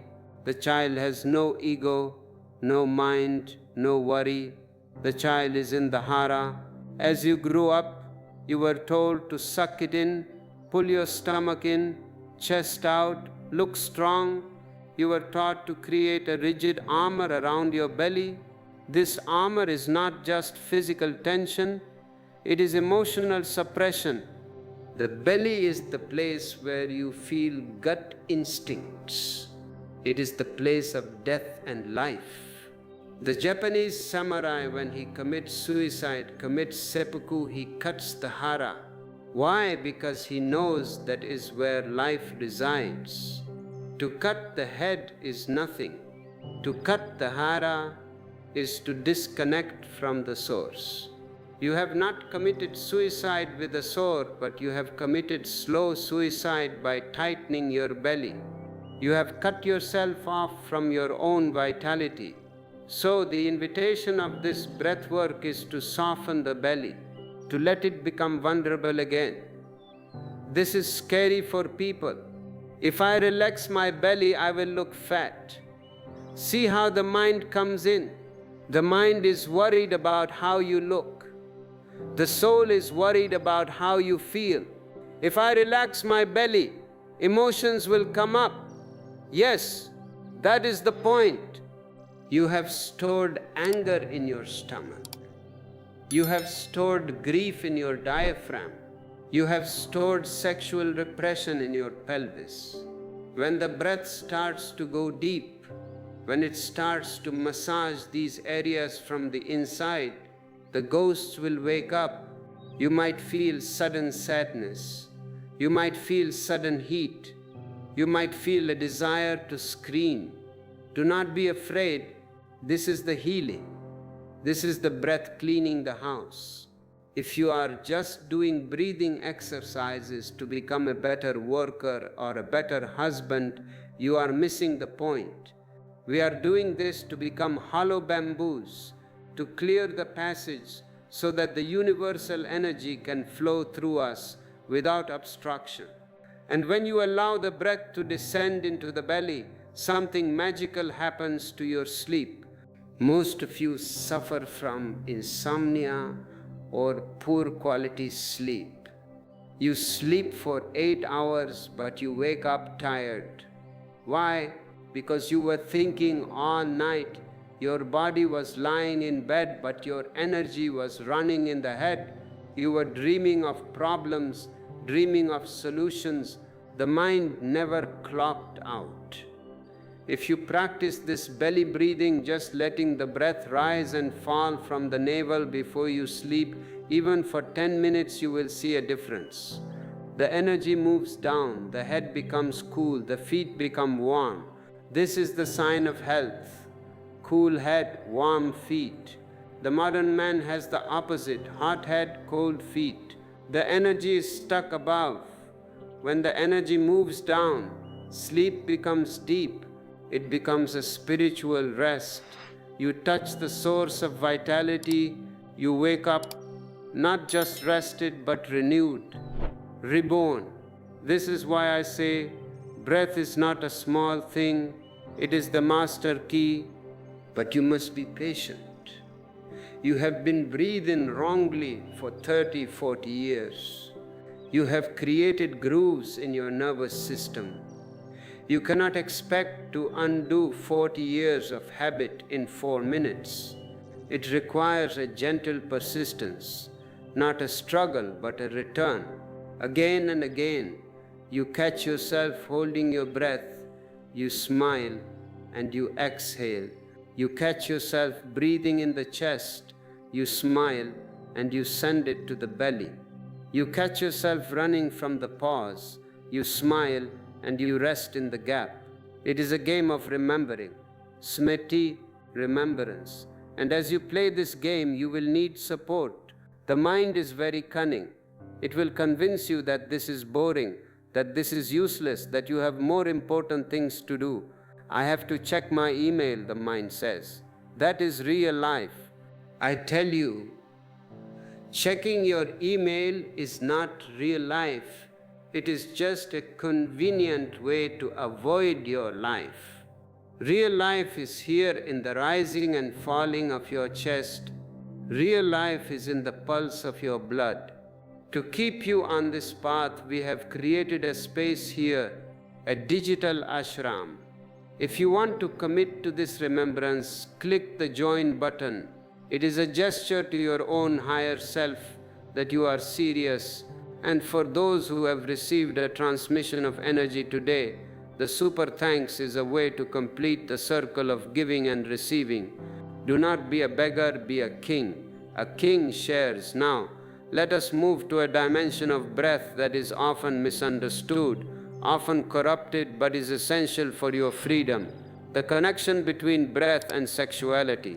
You cannot talk about Shiva without talking about Shakti.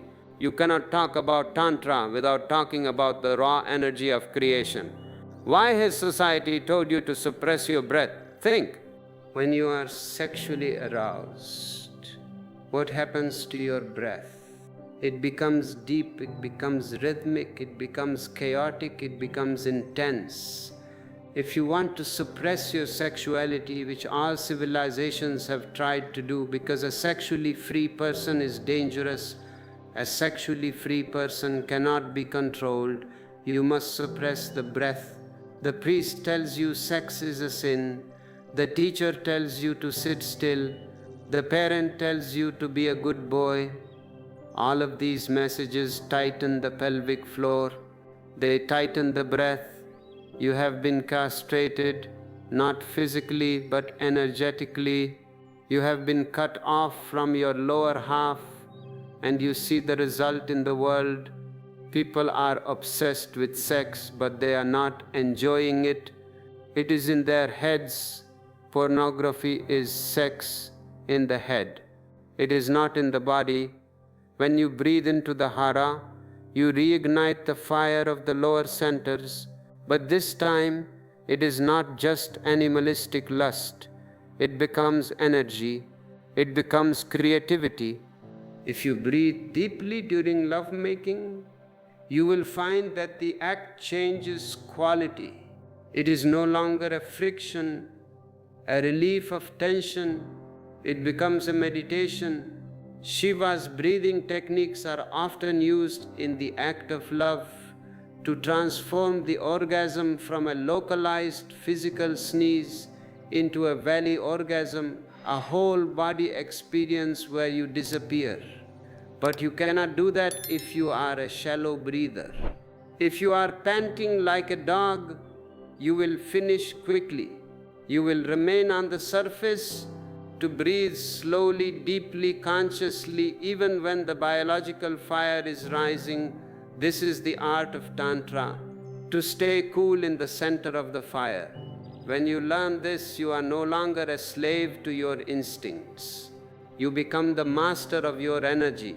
You can move it up. You can transform sex into love, love into prayer, prayer into light.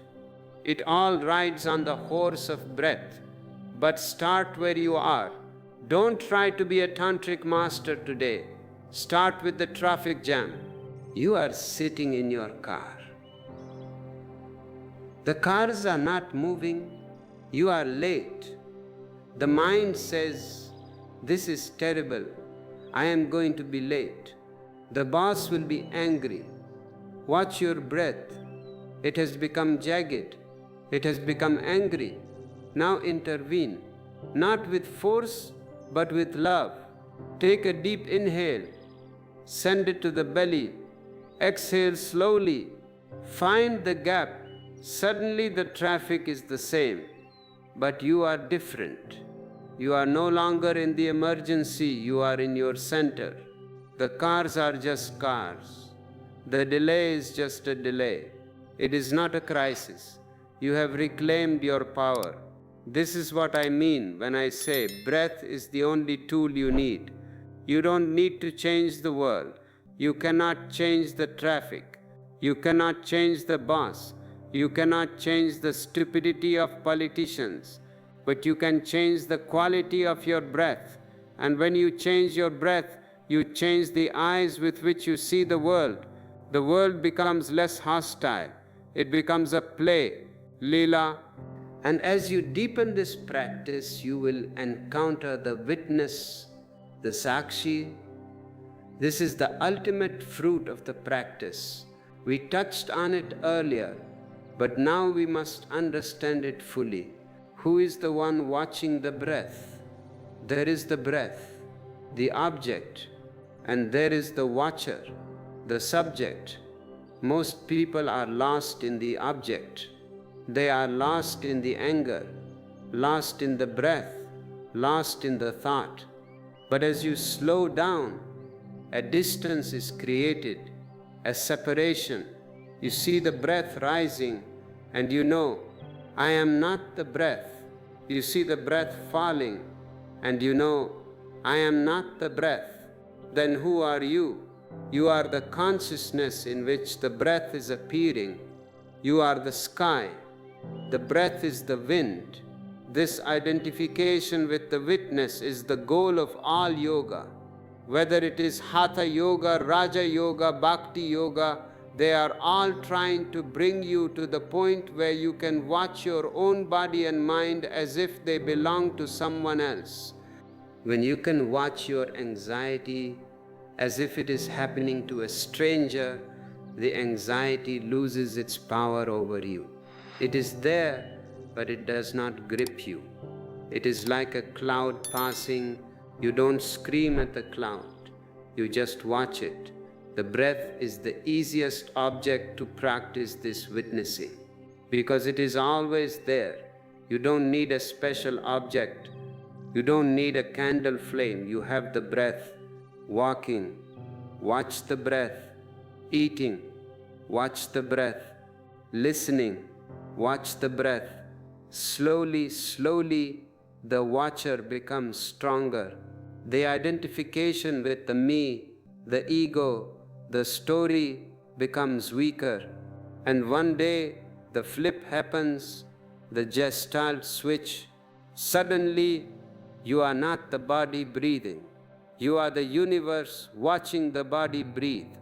And in that moment, death disappears because the witness never dies.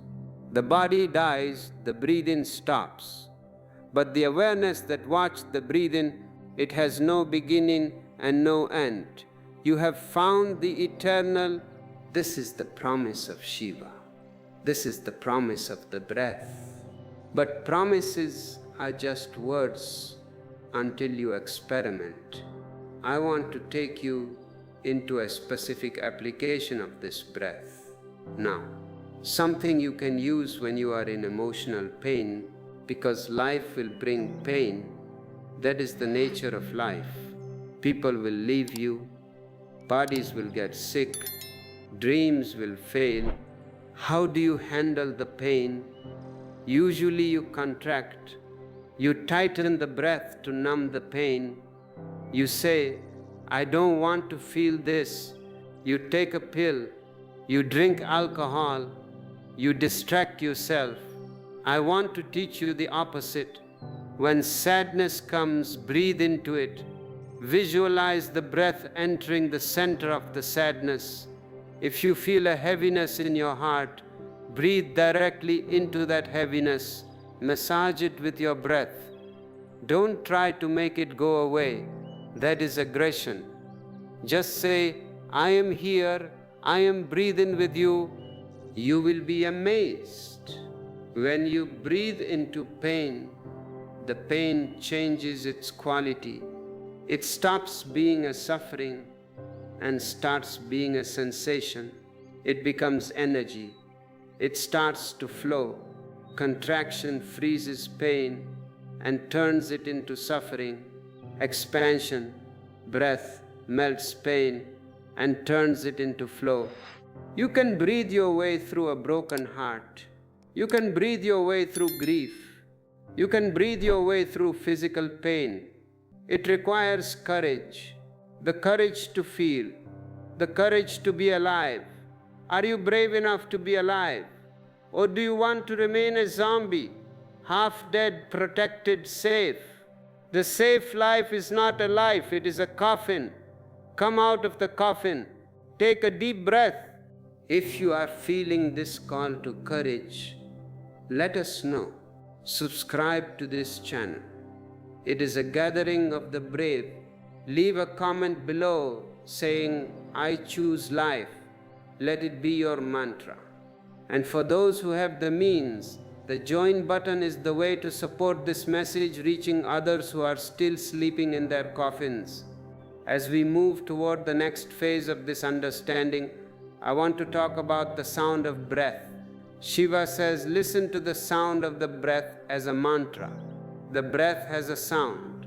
The ancient rishis heard it as soham. So when you inhale, hum. When you exhale, soham means I am that. You don't have to chant it, you just have to listen. The breath is chanting it for you. 24 hours a day, your breath is affirming your divinity. I am that, I am that, I am that. But you are listening to the radio, you are listening to the gossip, you are listening to the insults of others. Turn off the outside noise, turn up the inside volume. Listen to the subtle whisper of the air moving through your throat. It is the most soothing sound in the universe. It is the sound of life happening. If you can fall asleep listening to the sound of your own breath, your dreams will change. You will have more lucid dreams. You will be more aware in your sleep. And eventually, this listening will carry over into your waking state. You will be walking in the market, but you will hear the so hum underneath the traffic. You will be in the middle of a meeting, but you will be anchored in the sound of your own being. This is what it means to be in the world, but not of it. You are not escaping to a cave. You are bringing the cave with you. Your breath is your portable cave. Whenever things get too much, retreat into the breath for 1 minute. Go into the cave, recharge, recenter. Then come out and play the game. You will play better. You will be more effective because you are not desperate. You are not empty. You are full. Most people are running on empty. They are beggars. They are begging for love, begging for attention, begging for money. A person who has found his breath is an emperor. He is full of his own energy. He doesn't need to take from others. He can share. His love becomes a gift, not a demand. And when your love becomes a gift, when it is no longer a desperate grasping for validation, you become dangerous to the society. A man who does not need anything from the outside cannot be controlled. You cannot bribe him. You cannot threaten him. He is content. He is at home in his own breath. This brings us to a deeper dimension of the breath that modern science is just beginning to suspect, but which the yogis have mapped with absolute precision for 5,000 years. The polarity of the breath, the sun and the moon within your own nose. Have you ever noticed that you do not breathe through both nostrils equally at the same time? Check it right now. Close one nostril, breathe, close the other. Breathe. One is open, free, easy. The other is slightly blocked, heavier, slower. This is not a defect. You do not have a cold. This is the inner rhythm of your energy body. The right nostril is connected to the sun energy, Surya Swara. It is the male principle. It is heat. It is logic. It is aggression. It is mathematics. It is the energy of the fighter and the calculator. When the right nostril is dominant, your body is heating up. Your mind is sharp, alert, ready to conquer the world. The left nostril is connected to the moon energy, Chandra Swara. It is the female principle. It is coolness. It is intuition. It is poetry. It is rest. It is the energy of the lover and the artist. When the left nostril is dominant, your body is cooling down, your mind is dreamy, receptive, ready to receive the world. These two alternate roughly every 40 to 60 minutes. It is a biological clock, a cosmic dance happening right under your nose, and you have lived your whole life without noticing it. Why does this matter? Why am I telling you this? Because if you understand this, you have the remote control to your own moods in your hand.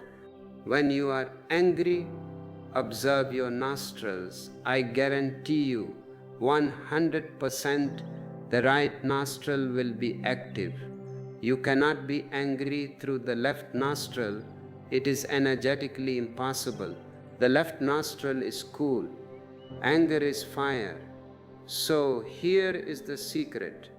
The next time you feel a rage rising, the next time you want to shout at your children or your partner, simply close your right nostril with your thumb. Force the breath to move through the left nostril. In 3 minutes, just 3 minutes, the anger will evaporate. You will try to be angry, but you won't be able to find the fuel. The fire has no oxygen. You have switched to the cooling system. This is practical magic. You don't need to suppress the anger. Suppression is poison. If you suppress it, it will go into your stomach, it will go into your blood, it will give you cancer or ulcers. Don't suppress, transform, change the channel. And the reverse is true. If you are feeling lazy, lethargic, depressed, unable to get out of bed, check your nose. The left nostril is probably dominant. You are too cool. You are frozen. Close the left nostril. Breathe deeply, forcefully through the right. Within minutes, the sun rises inside you. Energy comes. Vitality comes. You are ready to move. You are the master of your own climate. You don't have to be a victim of your moods. Most people say, I am in a bad mood, as if the mood is a cloud that fell on them from the sky. Oh, today is a bad day. No, you are running the wrong energy for the situation. You are trying to do mathematics with the moon breath, or you are trying to sleep with the sun breath. If you try to sleep when your right nostril is active, you will toss and turn. The body is saying, fight, work, run, and you are lying in bed. It is a conflict. Simply lie on your left side. This is a physiological trick. When you lie on the left side, the right nostril closes and the left opens. Within a few minutes, the moon energy takes over. Sleep comes naturally. You see, yoga is not just stretching. Yoga is the engineering of the human machine. And Shiva wants you to become a mechanic of your own soul. He doesn't want you to worship him. He wants you to use the tools he discovered. If this insight about the sun and moon breath strikes a chord in you, if you see the immediate utility of this, show your appreciation. Hit the like button. It helps this wisdom reach others who are struggling with their anger or their insomnia. And if you want to master these subtle energies, subscribe. We are going to go deeper and deeper. For those who want to support the preservation of these ancient maps, the join button is waiting now. Let us move from the mechanics to the alchemy. You are not just breathing air. The chemist will tell you it is nitrogen, oxygen, carbon dioxide. He is right, but he is only right about the shell. He misses the kernel inside the air. Riding on the air is prana, vitality, life force. Air is the vehicle, prana is the passenger. When you eat an apple, you are not just eating the chemical components, you are eating the energy of the sun, the rain, the earth that the apple has gathered for months. You are eating condensed prana. When you breathe, you are drinking the atmosphere of God. If you breathe with this awareness, I am inhaling life force, I am inhaling pure energy, the effect of the breath changes. You can direct this prana. This is the secret of self-healing. If you have a pain in your knee, usually you try to ignore it. You contract away from it. You create a wall between you and the knee. Try this instead. Lie down, relax, and visualize that with every inhale, you are sending a golden light, a river of prana, directly to the knee. And with every exhale, visualize the pain leaving as dark smoke. Do not dismiss this as imagination. Imagination is a powerful force. It directs the bioelectricity of the body. Where the mind goes, prana flows. If you can breathe into your knee for 20 minutes with total love and attention, you will be surprised. The pain lessens, the healing accelerates. The body has immense wisdom to heal itself, but it needs your cooperation. It needs your energy. Usually you are using all your energy to worry. You are wasting your prana on phantom problems in the future. Redirect that capital. Invest it in your own body. Osho, is it really that simple, you ask? Yes, it is that simple. The truth is always simple. Lies are complex. You have to invent complex theories to support a lie. But truth is just there, naked. Breathing is the connection between the visible and the invisible, between the gross body and the subtle body. And this brings us to the connection between breath and the mind's constant chatter. Why does the mind talk so much? Have you ever wondered? From the moment you wake up until the moment you collapse, it is yakety yak, inner monologue, arguing with people who are not there, replaying movies that ended years ago. The mind talks because it is afraid of the silence. If the talking stops, the I disappears. The ego is nothing but a collection of thoughts, memories, and words. It is a linguistic phenomenon. If you stop talking for 3 days, no phone, no reading, no speaking, you will start to feel like you are going crazy. You are not going crazy, you are going sane, but the ego feels it is dissolving. The breath is the knob to turn down the volume of the mind. Try this experiment. It is a challenge for 1 minute, just 60 seconds. Try to breathe deeply and think at the same time. You will find it is very difficult. If you are thinking hard, the breath will stop or become shallow. If you are breathing deep and conscious, the thoughts will slow down or vanish. They cannot coexist.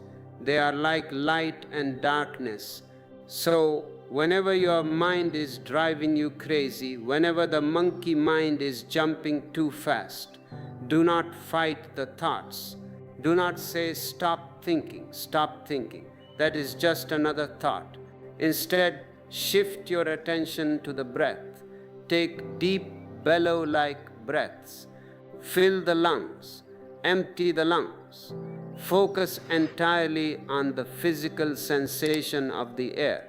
The mind will struggle for a few seconds, and then it will collapse.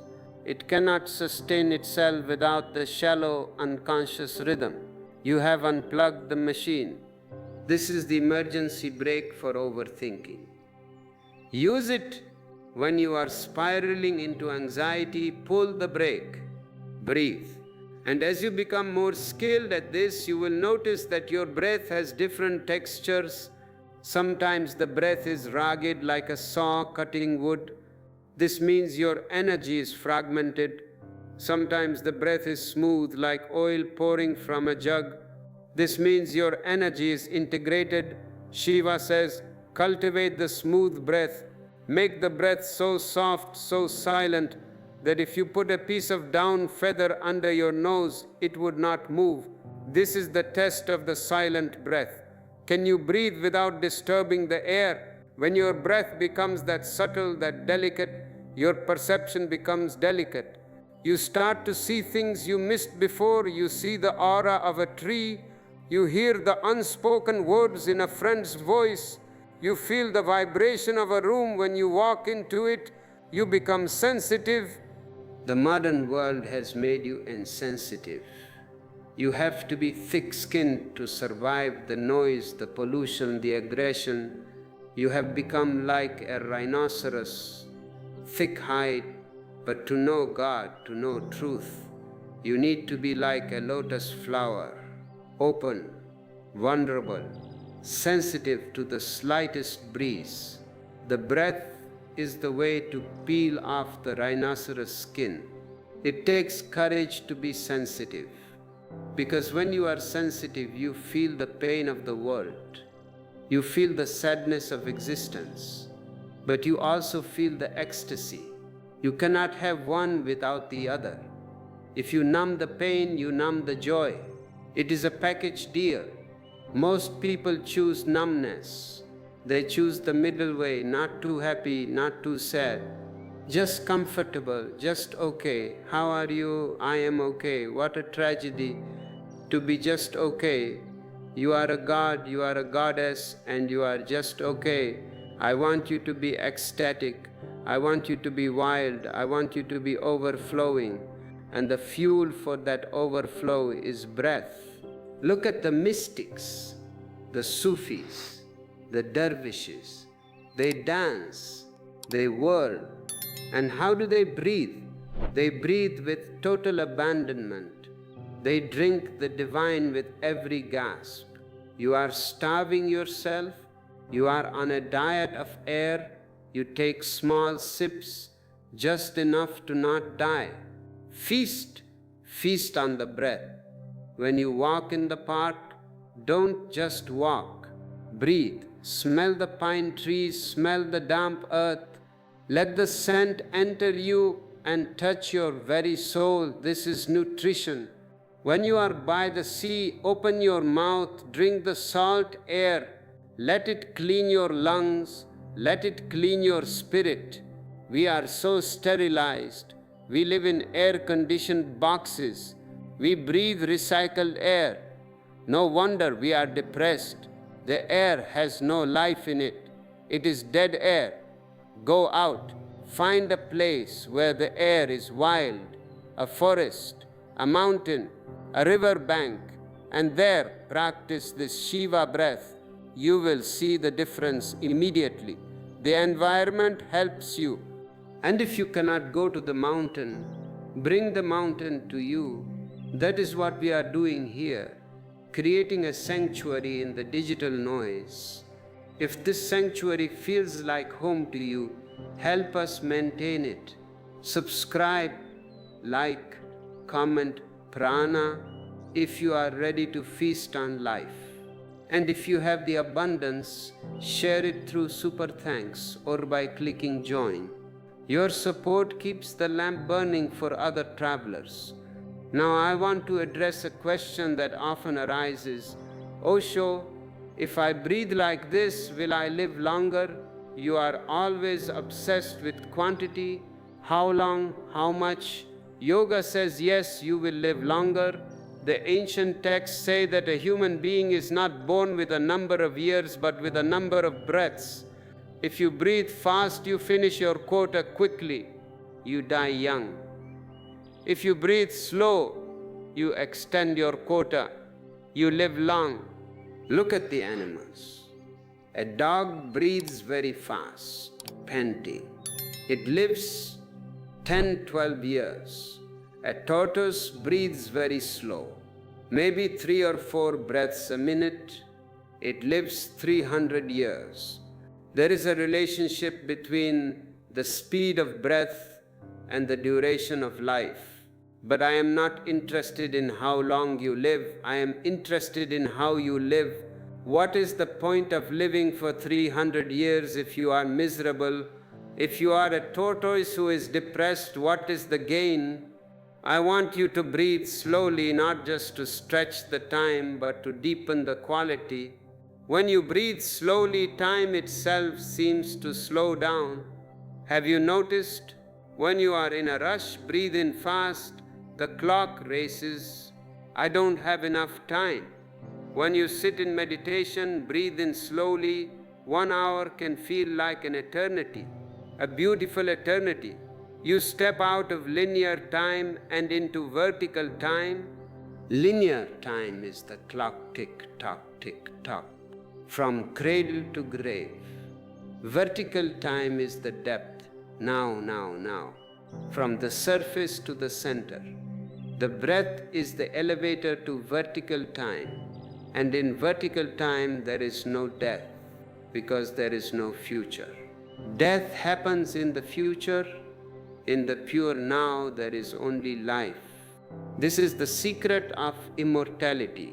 Not that the body will live forever, the body is a machine, it will wear out, but that you, the consciousness, are not bound by the clock. When you breathe fully into the present moment, you realize that this moment is complete, it lacks nothing. And if this moment is complete and the next moment is complete, then your whole life becomes a string of completions. You do not die with regrets. Most people die with regrets because they were always living for the future. I will be happy when I retire. I will be happy when I get married. Then death comes and says, time's up. And you say, but I haven't started living yet. Do not let that happen to you. Start living now. Start breathing now. This inhale, enjoy it as if it is the last one. This exhale, release it as if it is the last one. If you can breathe every breath as if it is the last breath you will ever take, you will know what enlightenment is. You will be so present, so grateful, so alive that your ordinary life will become extraordinary. You will be washing dishes, but you will be washing them with the reverence of a priest cleaning the altar. You will be walking to the bus stop, but you will be walking like an emperor surveying his kingdom. The world changes when you change, and you change when your breath changes. There is another aspect of breath that is very important for your relationships, the connection between breath and empathy.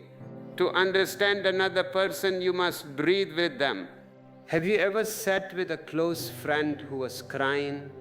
Unconsciously, your breathing starts to synchronize with theirs. You tune in. You become on the same wavelength. If you want to understand someone, really understand them, not just intellectually but existentially, match their breathing rhythm. Don't make it obvious. Just subtly adjust your breath to match theirs. Suddenly you will feel what they are feeling. You will feel their fear, their hesitation, their joy. You will bypass the words and connect directly to their energy.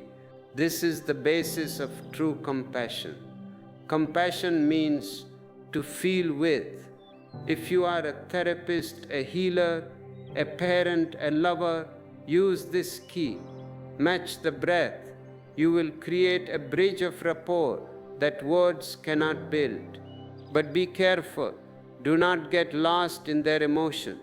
Match the breath to connect, but keep your awareness anchored in your own center. Otherwise, you will drown in their sorrow. You must be the lifeguard, not the victim. Stay grounded in your hara and extend your breath to meet them. This creates a circle of energy, a circuit. In Tantra, partners sit facing each other. The man exhales, the woman inhales. The woman exhales, the man inhales. They create a circle of breath. In this circle, egos dissolve. You become one organism. It is one of the most intimate experiences possible. It is far more intimate than sexual intercourse. In sex, bodies meet. In this breath circle, souls meet. Try it if you have a partner who is willing. Sit for 10 minutes, just breathe in a circle, look into each other's eyes. You will see faces changing, you will see past lives, you will see the God and Goddess behind the personality. The breath cleans the mirror, and if you do not have a partner, do not worry. You can do this with a tree. Yes, a tree. Sit with your back against a big ancient tree. Feel its rhythm. Trees breathe too, very slowly, very silently. Surrender your breath to the tree.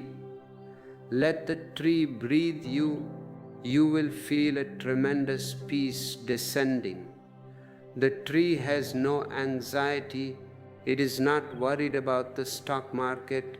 It is deeply rooted in the earth and reaching for the stars. Borrow its consciousness. The breath is the medium of exchange. We are all breathing the same air. The air that is in my lungs now will be in your lungs in a moment. We are physically connected. We are not separate. The idea of separation is a thought. The reality of unity is the breath. When you breathe, you are participating in the collective life of the planet. You are sharing breath with the tiger in the jungle, with the eagle in the sky, with the plankton in the ocean. We are one breathing organism. When this sinks in, you cannot hurt nature. How can you hurt nature? It is your own lung. Cutting down a forest is like cutting out a piece of your own lung. Ecological consciousness is not about politics. It is about breath consciousness. If you love your breath, you will love the air. You will love the trees that make the air. It is a natural consequence. So this path of Shiva is not just for your personal salvation, it is for the healing of the earth. A person who breathes consciously is a blessing to the planet. He radiates peace. He radiates gratitude. Be that blessing now. We are approaching the final segments of this transmission. We have covered the sun and moon, the alchemy of prana, the fear of the past, the healing of the body, and the connection to others. But there is one final lock on the door, one final resistance you will face, the resistance of the known. You are addicted to what you know. You are addicted to your misery because it is familiar. You are addicted to your stress because it makes you feel important. The breath is taking you into the unknown. Every breath is new. You have never taken this breath before. Are you ready to let go of the known? Are you ready to be innocent again? Osho says ignorance is not a bad thing. It is a state of wonder. Knowledge kills wonder. When you think you know, you stop looking. Oh, that is a flower. I know it. Rosa Damascena, you have labeled it. You have killed it. A child looks at the flower and does not know the name. He just sees the color, the mystery. He is in wonder. The breath can return you to that wonder. When you follow the breath, you cannot hold on to knowledge. You have to be here now. And here now, everything is fresh. The light on the wall, fresh. The sound of the car passing, fresh. The sensation of your clothes on your skin, fresh. You become a child again, twice born. This is the kingdom of God that Jesus talks about. Unless you become like little children, you cannot enter the kingdom of God. He is not talking about age. He is talking about consciousness. He is talking about the innocent breath. So my invitation to you today is to drop your knowledge, drop your expertise, be a beginner. Zen calls it beginner's mind. Sit with your breath as if you are discovering it for the first time. Wow! Air goes in, air goes out. What a miracle. If you can keep this sense of miracle, you are free.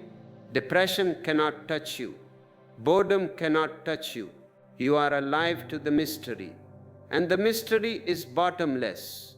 And this mystery is not something far away. It is right here in the turning of the breath. We have spoken about the inhale and the exhale. We have spoken about the pause. But now I want you to look at the turn. Picture a child on a swing. The swing goes up, up, up. It reaches the highest point. For a split second, it is not moving up and it is not moving down. It is suspended. That moment is the turning point. Then gravity takes over and it falls back. Your breath is exactly like that swing. The inhale enters, it rushes in, it hits the turning point deep inside, it stops entering, and it turns to become the exhale. The exhale rushes out, it hits the turning point outside, it stops leaving, and it turns to become the inhale. Shiva says, be aware of the turning points. Why? Because at the exact moment of the turn, the breath is not moving. And when the breath is not moving, the mind cannot move. The mind requires momentum. It requires the swing to be moving. In the turning point, the momentum is zero. If you can catch this moment, it is very slippery, very fast. But if you can catch it, you will suddenly feel a flash of no mind, Satori. You don't have to go to a Zen monastery to find Satori. You have two opportunities for Satori. In every breath, that means you have roughly 20,000 opportunities a day to become enlightened. And you are missing all of them. You are so busy with your grocery list, so busy with your anger, that you miss the diamond that appears 20,000 times a day. Try to catch the turn. Don't stop the breath. Don't hold it. Just watch the swing. Follow the inhale. Watch it slow down. Watch it stop. Watch it turn. Follow the exhale. It requires a very sharp awareness. It requires the eyes of a hawk. If you practice this for just a few days, you will start to feel a strange equilibrium. You will feel balanced because you are no longer identified with the motion. You are identified with the center. The wheel turns, but the axle does not move. The turning point is the axle. And this brings us to the geometry of your life. The modern mind thinks in lines. You think your life is a line. You are born at point A, you die at point B, and in between is a line called life. This is a false geometry. This is the geometry of the ego. Existence does not move in lines. Existence moves in circles. Look at the seasons. Winter, spring, summer, fall, winter again. It is a circle. Look at the planets. They move in orbits, circles. Look at the day. Morning, noon, night, morning again, circle. Why should your life be a line? Your breath is the proof that you are part of the circular existence. In, out, in, out. It is a loop. When you think in lines, you get anxious because a line has a destination. You have to get somewhere. You have to achieve something. And ultimately, the line ends in a grave. So you are running toward the grave. No wonder you are terrified. But when you think in circles, there is no destination. The circle just goes round and round. It is a dance. You don't get somewhere in a dance, you just dance. The breath teaches you that life is not a journey with a goal. Life is a play. Leela, when you breathe circularly, when you connect the inhale and exhale without a jagged break, you enter the circle of time, and in the circle there is no fear, because the circle is infinite. This is a shift in paradigm. You stop being a linear achiever and you become a circular being. You become part of the mandala of the universe. I want you to visualize your breath as a wheel, not a pump moving up and down, but a wheel turning. Inhale up the back, exhale down the front, or inhale up the spine, exhale down the front channel. Create a circle of energy. This is the microcosmic orbit of the Taoists. It is the same truth Shiva found. When energy moves in a circle, it conserves itself. It does not leak. Most of you are leaking energy. You are like a bucket with holes. You sleep, you gain energy, and by 10 a.m. you have leaked it all out through anger, through worry, through unnecessary talk. Circular breathing seals the leaks. It recycles the energy. You become a dynamo. You generate more power than you use. And when you have excess energy, that energy has to go somewhere. It goes up. It moves toward the higher center. It hits the Ajna chakra, the third eye. It hits the Sahasrara, the crown. You don't have to force the Kundalini. You just have to stop leaking. If you are tired of being a leaking bucket, if you want to become a reservoir of light, this is the practice. And if this teaching is helping you seal the holes in your bucket, consider sealing your commitment to this channel. Subscribe. It is a way of saying, I am building a vessel. And for those who want to help us pour this water for others, the join button is the way to become a water carrier for the thirsty. Now let us look at the word spirit. You use this word in church, Holy Spirit, spiritual. But do you know what it means? The root is Latin, spiritus, and spiritus means breath. It is the same in Hebrew, ruach, breath. It is the same in Sanskrit, prana, breath. It is the same in Greek, pneuma, breath. The ancient people knew that breath and spirit are the same thing. They were not dividing them, but the priests, the theologians, the scholars, they separated them. They made spirit into some ghostly abstract concept that lives in the sky, and they reduced breath to just biology. They destroyed the bridge. When I tell you to watch your breath, I am telling you to find your spirit. It is not some theological ghost. It is right here, moving in your nostrils. God is not in the temple. God is in the oxygen. If you can reclaim the sacredness of breath, you reclaim your spirituality. You don't need a Bible. You carry the Bible in your lungs. Every breath is a verse. Every breath is a prayer. If you breathe with gratitude, that is the only prayer you need. You don't need to ask for a Mercedes-Benz. You don't need to ask for a promotion. Just say thank you with the inhale and thank you with the exhale. Gratitude changes the chemistry of the breath. Have you tried to breathe deeply while complaining? Try it. I hate my life. This is terrible. You cannot breathe deep. The complaint constricts the throat. Now try to breathe deeply while feeling grateful. I am alive. The sun is shining. The chest opens automatically.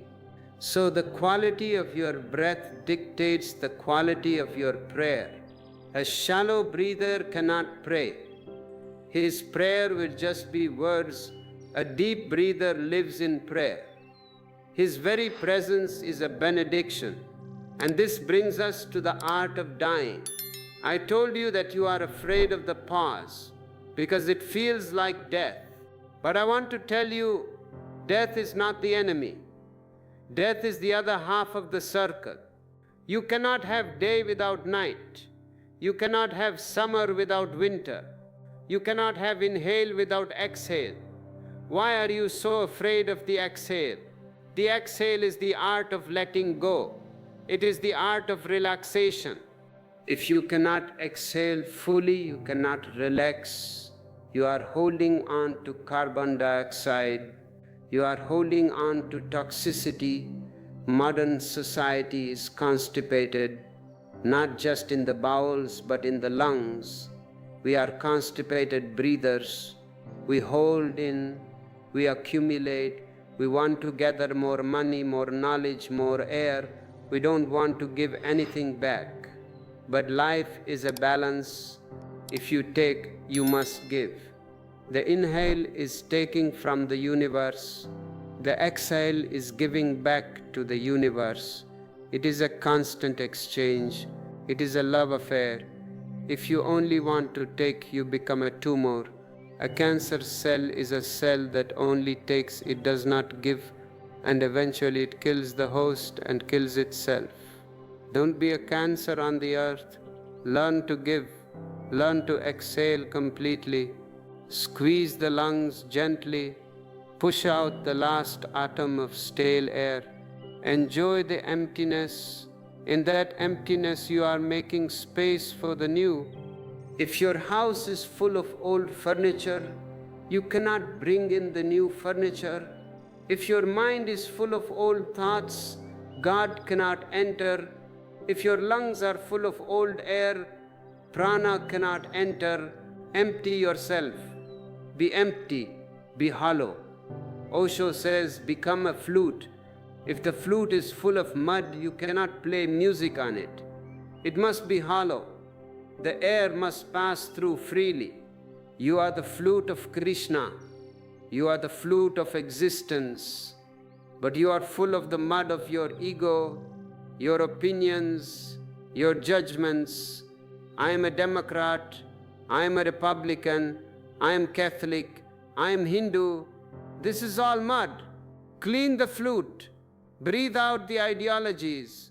Breathe out the labels. Be just a hollow space. And then suddenly you will hear a music playing through you. It is not your music. It is the music of the whole. You are just the instrument. This is the highest destiny of a human being, to be an instrument of the divine. But you want to be the player. That is the problem. You want to be the doer. I did this. As long as I is there, the divine music cannot happen. When I disappears in the exhale, the music starts. Let us bring this down to the marketplace. How do you practice being a flute in the office? You are sitting at your desk, the phone is ringing, the boss is shouting, the emails are piling up, the mud is accumulating. Stop, exhale, visualize that you are blowing the mud out of the flute. Create a hollow space inside, just for 3 seconds. Then pick up the phone. You will answer as a hollow bamboo. The anger of the customer will pass right through you. It will not stick, because there is nothing for it to stick to. If you are solid, full of ego, the anger hits you and it hurts. It bangs against your wall. If you are hollow, the anger passes through like an arrow through smoke. It leaves no wound. This is the secret of invulnerability. Not building a thicker wall, but removing the wall altogether. You cannot break smoke. You cannot cut water. You cannot wound emptiness. Be empty. This is the message of the breath. And as you practice this emptiness, you will notice that your senses become cleaner. We spoke of sensitivity before, but this is deeper. This is clarity. You start to see things as they are, not as you project them to be. Usually you do not see your wife. You see your image of your wife. You see your memories of the last 10 years. You see your expectations. You are hallucinating. When you breathe consciously, the projection machine stops. The film projector turns off, and suddenly you see the woman standing in front of you, a stranger, a mystery. You see her fresh. This can save your marriage. The marriage dies when the mystery dies. When you think, I know her, the romance is over. But if you look with fresh breath, with hollow eyes, she is new. You are meeting for the first time again. Every moment can be a first date. It depends on your breath. If your breath is stale, your relationship is stale. If your breath is fresh, your love is fresh. Do not change the partner, change the breath. People keep changing partners thinking the next one will be the solution. But they take their old breath to the new partner, they take their old habits, their old mud, and within 6 months the new partner is just like the old partner. Because you are the common denominator, fix the breather and you fix the life. I want to share a technique for couples. It is very beautiful. Lie down together, spooning position, the back of one against the front of the other. Synchronize your breathing. Feel the chest of your partner expanding against your back or your chest expanding against their back. Melt into that rhythm. It creates a womb-like safety. In that safety, deep healing happens. You don't need to talk. You don't need to do therapy. The breathe-in body holds the other body. We are all starving for touch, but not just skin touch. We are starving for energy touch. This breathing together is an energy hug. It goes deeper than the skin. It touches the bones. If you have children, do this with them. When they are upset, just hold them and breathe deeply and slowly. Their system will entrain to yours. They will calm down without you saying a word. You are the tune-in fork. If you are vibrating at a chaotic frequency, you make everyone around you chaotic. If you are vibrating at a peaceful frequency through your breath, you make everyone around you peaceful. This is your responsibility. You are polluting the atmosphere not just with your car fumes, but with your angry breath fumes, with your anxious vibrations. Clean up your emissions. Breathe peace. Exhale love.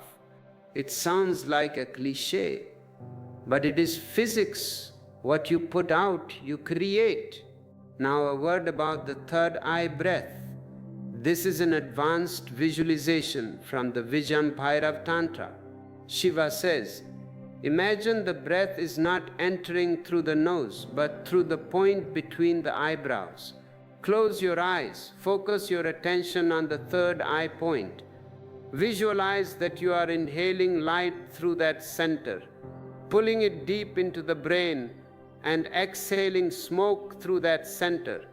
Doing this for even 5 minutes activates the pineal gland. It wakes up intuition, it wakes up clarity. You will feel a subtle pressure, a tingling between the eyebrows. That is a good sign. The energy is moving there.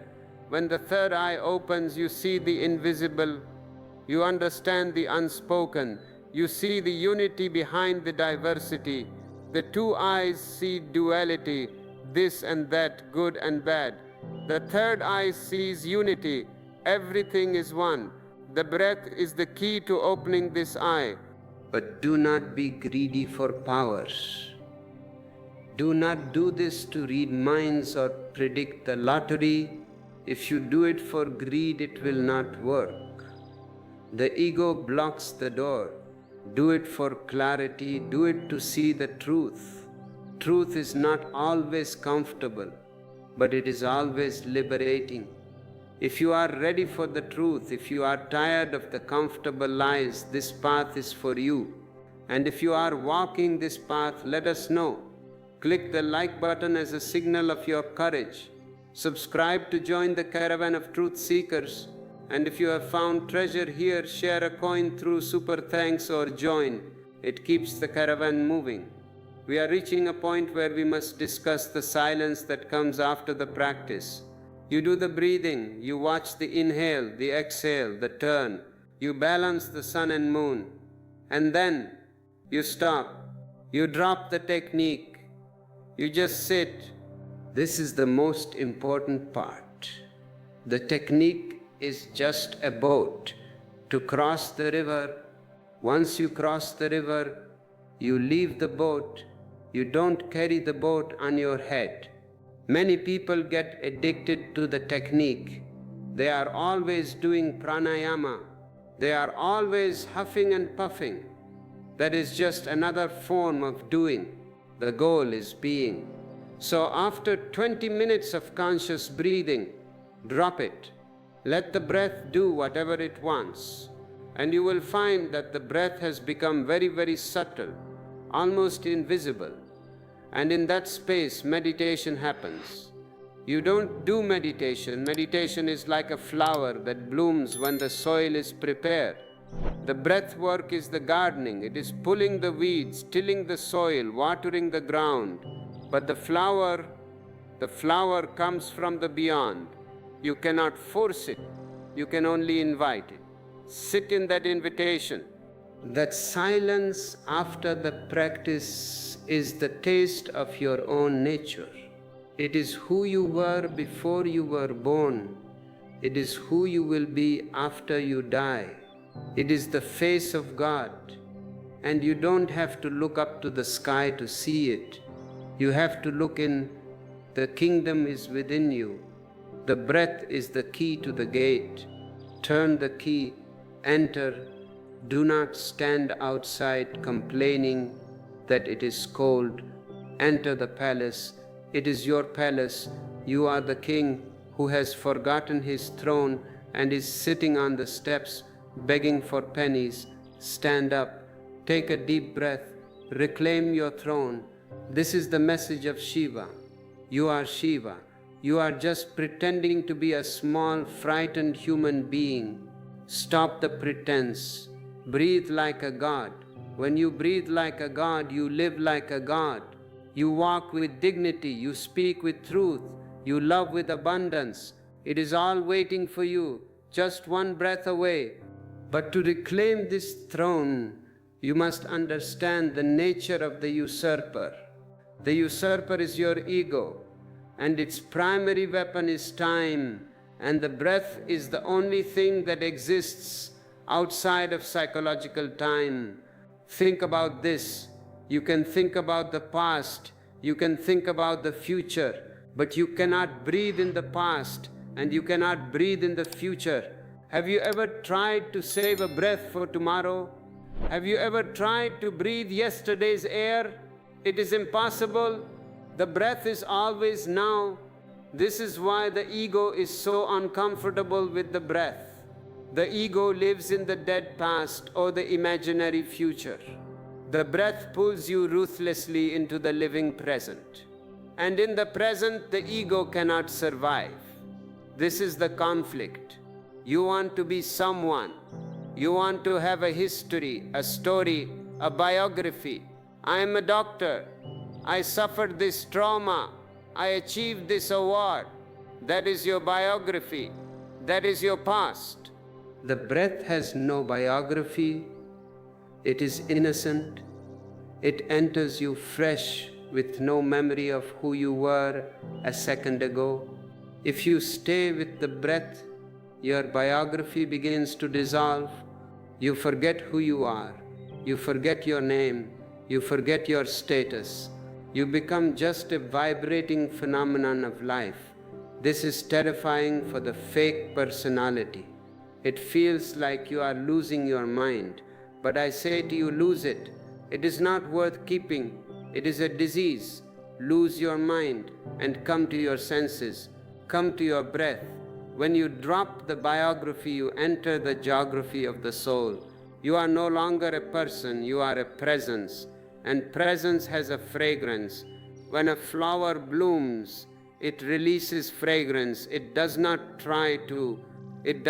ask, is there anyone to smell me? It simply releases. It is its nature.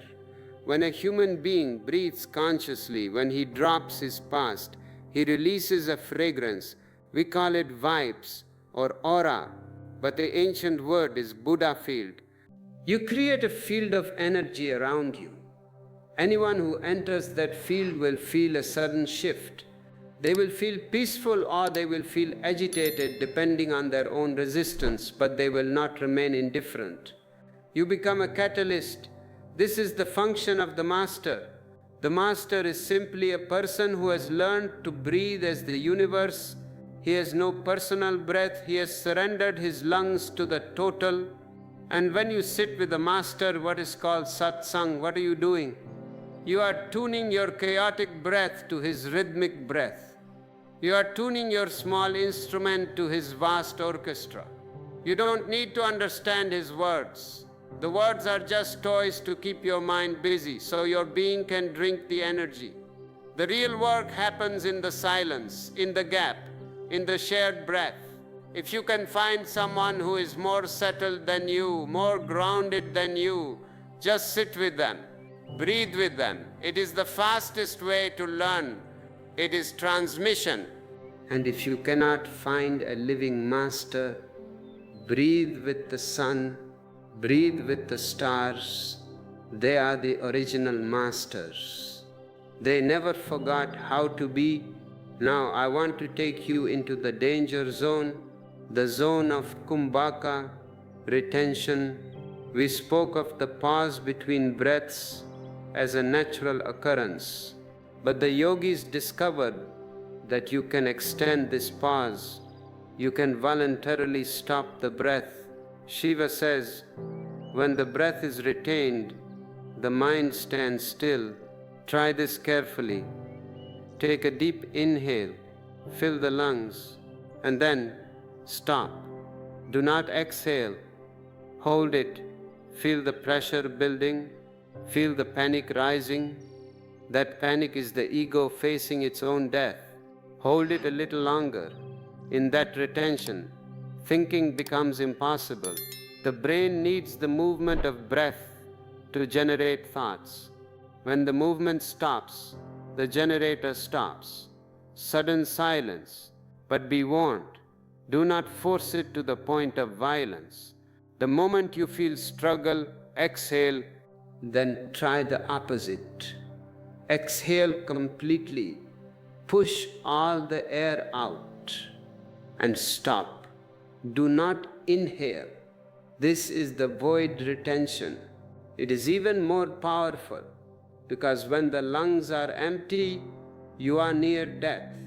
The body thinks it is over, and in that emergency, the dormant energies wake up.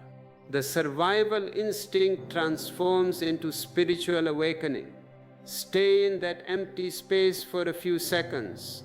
It is a vacuum, it is a black hole.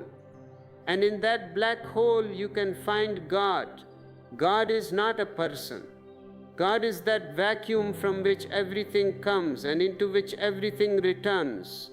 If you practice this retention, bahya kumbhaka, external retention, and antra kumbhaka, internal retention, you are playing with fire. You are tempering your nervous system to handle higher voltage. But remember, the goal is not the holding. The goal is the silence inside the holding. Many yogis become gymnasts. They can hold their breath for 10 minutes.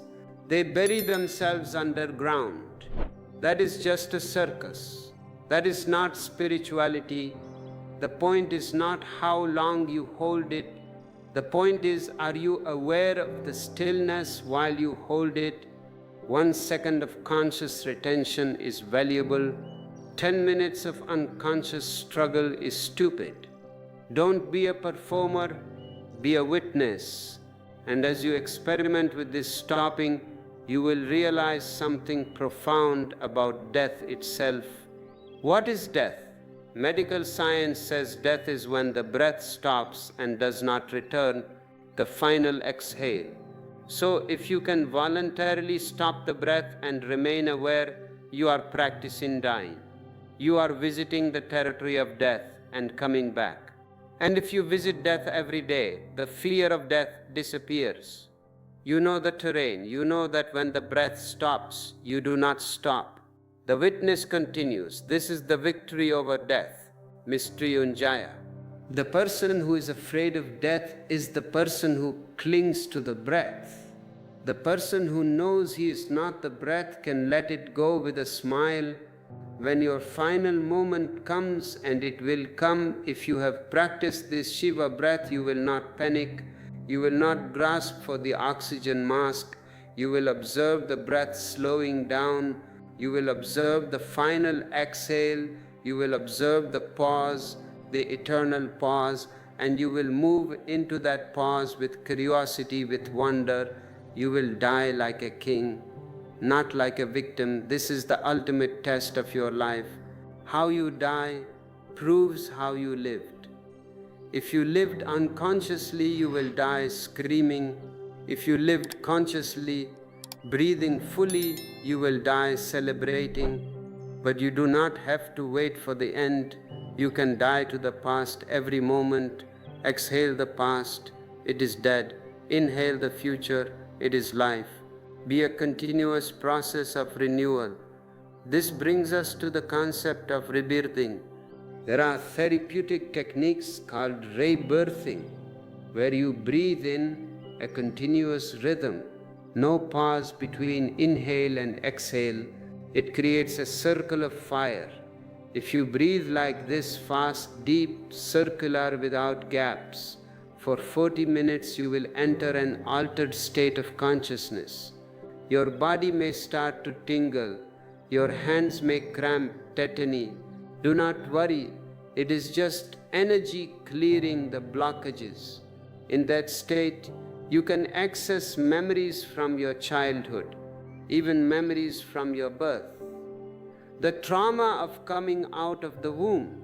The first breath you took was a shock.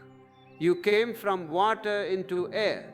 You had to force the lungs open. It was painful. And you started crying. Most of us are still holding that first shock in our chest. The fear of life, deep circular breathing can release that primal trauma. It washes the slate clean. If you feel stuck in your life, if you feel a heavy weight that has no name, try this intense breathing. Put on some chaotic music. Breathe fast and deep. Let the body shake. Let the tears come. Scream if you need to. Catharsis. You have to throw out the garbage before you can bring in the flowers. Modern man is full of garbage. Repressed anger, repressed sex, repressed tears. You are a volcano waiting to explode. Don't wait for the explosion to happen on the street or in the hospital. Do it voluntarily in your room. Use the breath as the dynamite. Explode, and after the explosion, the silence. That silence is the most precious thing in the world. Shiva's techniques are not just for sitting quietly, they are for purification. Shuddhi, when the channel is pure, the divine flows. If you are feeling the heat of this purification just by listening, that is good. The fire is catching. Fan the flames by hitting the like button. It tells the algorithm that people are ready for real transformation, not just entertainment. Subscribe to keep this fire burning in your feet. And if you want to throw some wood on the fire, the super thanks and join buttons are your way to participate in the yagna, the fire ritual of this work. Now, let us talk about the relationship between breath and love. Love is breathing together. When you hate someone, your breath fights their breath. You are out of sync. When you love someone, you breathe as one. Have you noticed that when you are in deep love, you sigh a lot? A deep, relaxing sigh. That sigh is the mechanism of the heart opening. The armor is dropping. The heart center, anahata, is directly connected to the lungs. Physically, the lungs surround the heart. They hug the heart. If the lungs are tight, the heart is imprisoned. You cannot feel love. You can only feel need. If the lungs are soft and expansive, the heart has room to beat, room to dance. If you want to know love, you have to forget about relationships and focus on relating, and relating happens through the breath. When you meet a stranger, don't look at his shoes, don't look at his clothes, look at his breathing, feel his rhythm. If he is breathing fast, he is afraid. Send him a silent wave of calm breath. You don't have to say anything, just breathe peace in his direction. You will see him relax. He won't know why. He will think, this person is nice. He doesn't know you are performing magic on him. The magic of breath. Be a secret agent of peace. Wherever you go, the supermarket, the bus, the bank, spray peace around you like a perfume. Use your breath as the dispenser. Inhale the chaos of the world. Transform it in your heart. Exhale peace. This is the technique of Tonglen from the Tibetan tradition. It is the most compassionate use of breath. Usually you do the opposite. You want to inhale only the good things and exhale the bad things. You want to inhale joy and exhale your misery onto others. Be a bodhisattva. Be brave. Inhale the suffering of the world. Visualize it as black smoke entering your heart. In your heart, the fire of love burns it. It transforms it, and exhale white light. Exhale blessings. Osho, won't I get sick if I inhale the misery? No, because you are not holding it, you are processing it. You are a transformation factory. The heart is the only fire that can burn negativity and turn it into nectar. If you practice this, your ego will die, because the ego is selfish. The ego says, me first, my safety first. Tonglen kills the ego. It says, I will take your burden. And the miracle is, the moment you take the burden of another, your own burden disappears. Because you have stepped out of the small I, you have become the whole. The ocean has no burden, the drop has a burden. Be the ocean. Now, let us address the skeptics, the mind that says this is all imagination. How can breathing change my destiny? I tell you, destiny is nothing but the sum total of your unconscious habits. You breathe unconsciously, you think unconsciously, you act unconsciously, you create a tragic destiny. You breathe consciously, you think consciously, you act consciously, you create a destiny of freedom. The chain starts with the breath. If you change the first link, the whole chain changes. You are not a victim of the stars. You are a victim of your own shallow breathing. Take charge. Shiva gave 112 techniques in the Vigyan Bhairav Tantra. Many of them are about breath. Why so many? Because people are different. For some, the pause is the door. For some, the turn is the door. For some, the sound so hum is the door. For some, the visualization of light is the door. Try them, play with them, see which one clicks for you. When it clicks, you will know. Something inside you will say, yes, this is it. This feels like home. Then forget the other 111 techniques. Stick to that one. Dig that one hole deep. Don't be a person who digs shallow holes everywhere and never finds water. Dig one deep well. If the technique of watching the gap works for you, do it while driving, do it while eating, do it while showering. Make it your life's companion, and one day the technique will disappear and only the gap will remain. You will be walking in the gap. You will be talking from the gap. You will become a hollow man. And the hollow man is the holy man. We are coming close to the end of this transmission, but the end is just the beginning of your practice. I want to leave you with a vision of what is possible. Imagine a humanity that breathes consciously, no more wars. Why? Because war requires unconsciousness. War requires a hot head. A person breathing from the belly cannot pick up a gun to kill a stranger. He feels the oneness, no more rape, because rape requires a disconnection from sensitivity. A conscious breather is too sensitive to hurt another. No more insanity, because insanity is just the mind spinning without an anchor. The breath is the anchor. A conscious humanity is possible.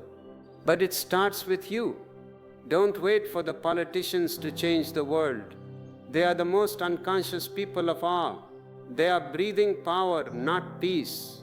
You start, create a pocket of silence in your house.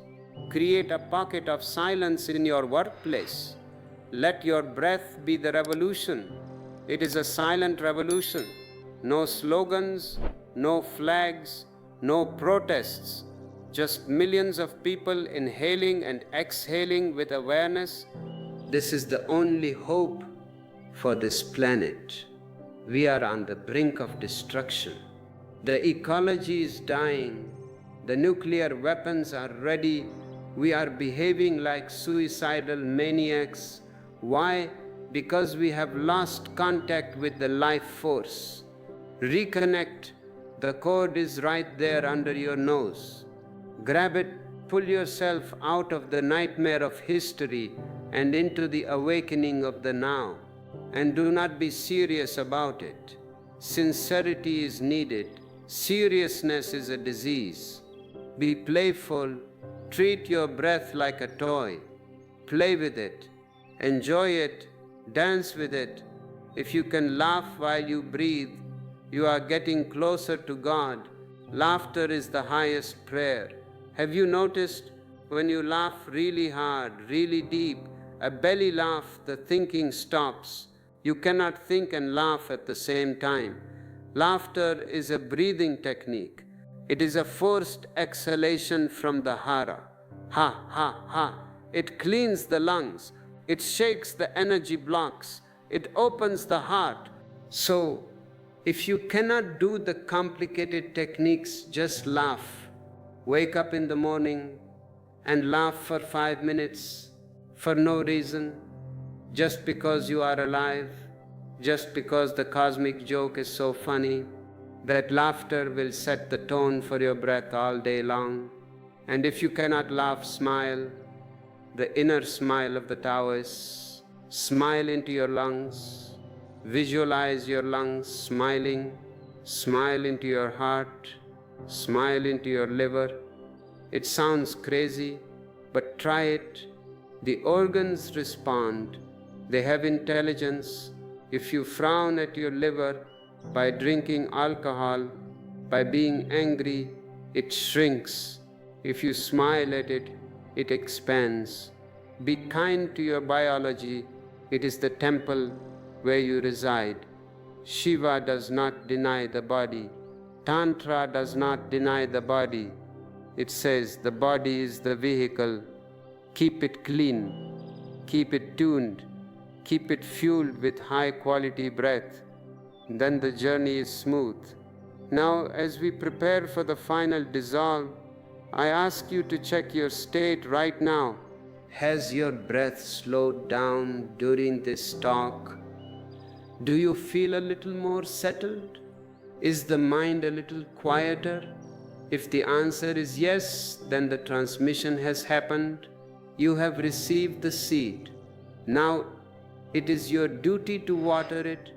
Do not close this video and immediately jump into distraction. Give it 5 minutes, just 5 minutes of doing nothing. Let the dust settle. And if you want to water this seed with gratitude, you know what to do. The like button is a digital bow. The subscribe button is a vow to return. The join membership is a commitment to the Sangha. We are building a tribe of breathers, a tribe of hollow bamboos. Join us. And now we stand at the edge of the cliff. We have walked a long path together through the mechanics of the body, through the psychology of the mind, through the secrets of the sun and moon breath. But all of that was just preparation. All of that was just to bring you to this edge, the edge where you must jump. You cannot walk into enlightenment, you have to jump into it. Walking implies time, walking implies distance. Jumping happens in an instant. The breath is the springboard. I want to speak to you now about the ultimate dissolution. In Sanskrit, we call it Mahasamadhi or Nirvana. It simply means blowing out the candle. When you exhale fully and you rest in that final pause, you are blowing out the candle of the ego. Imagine a candle flame.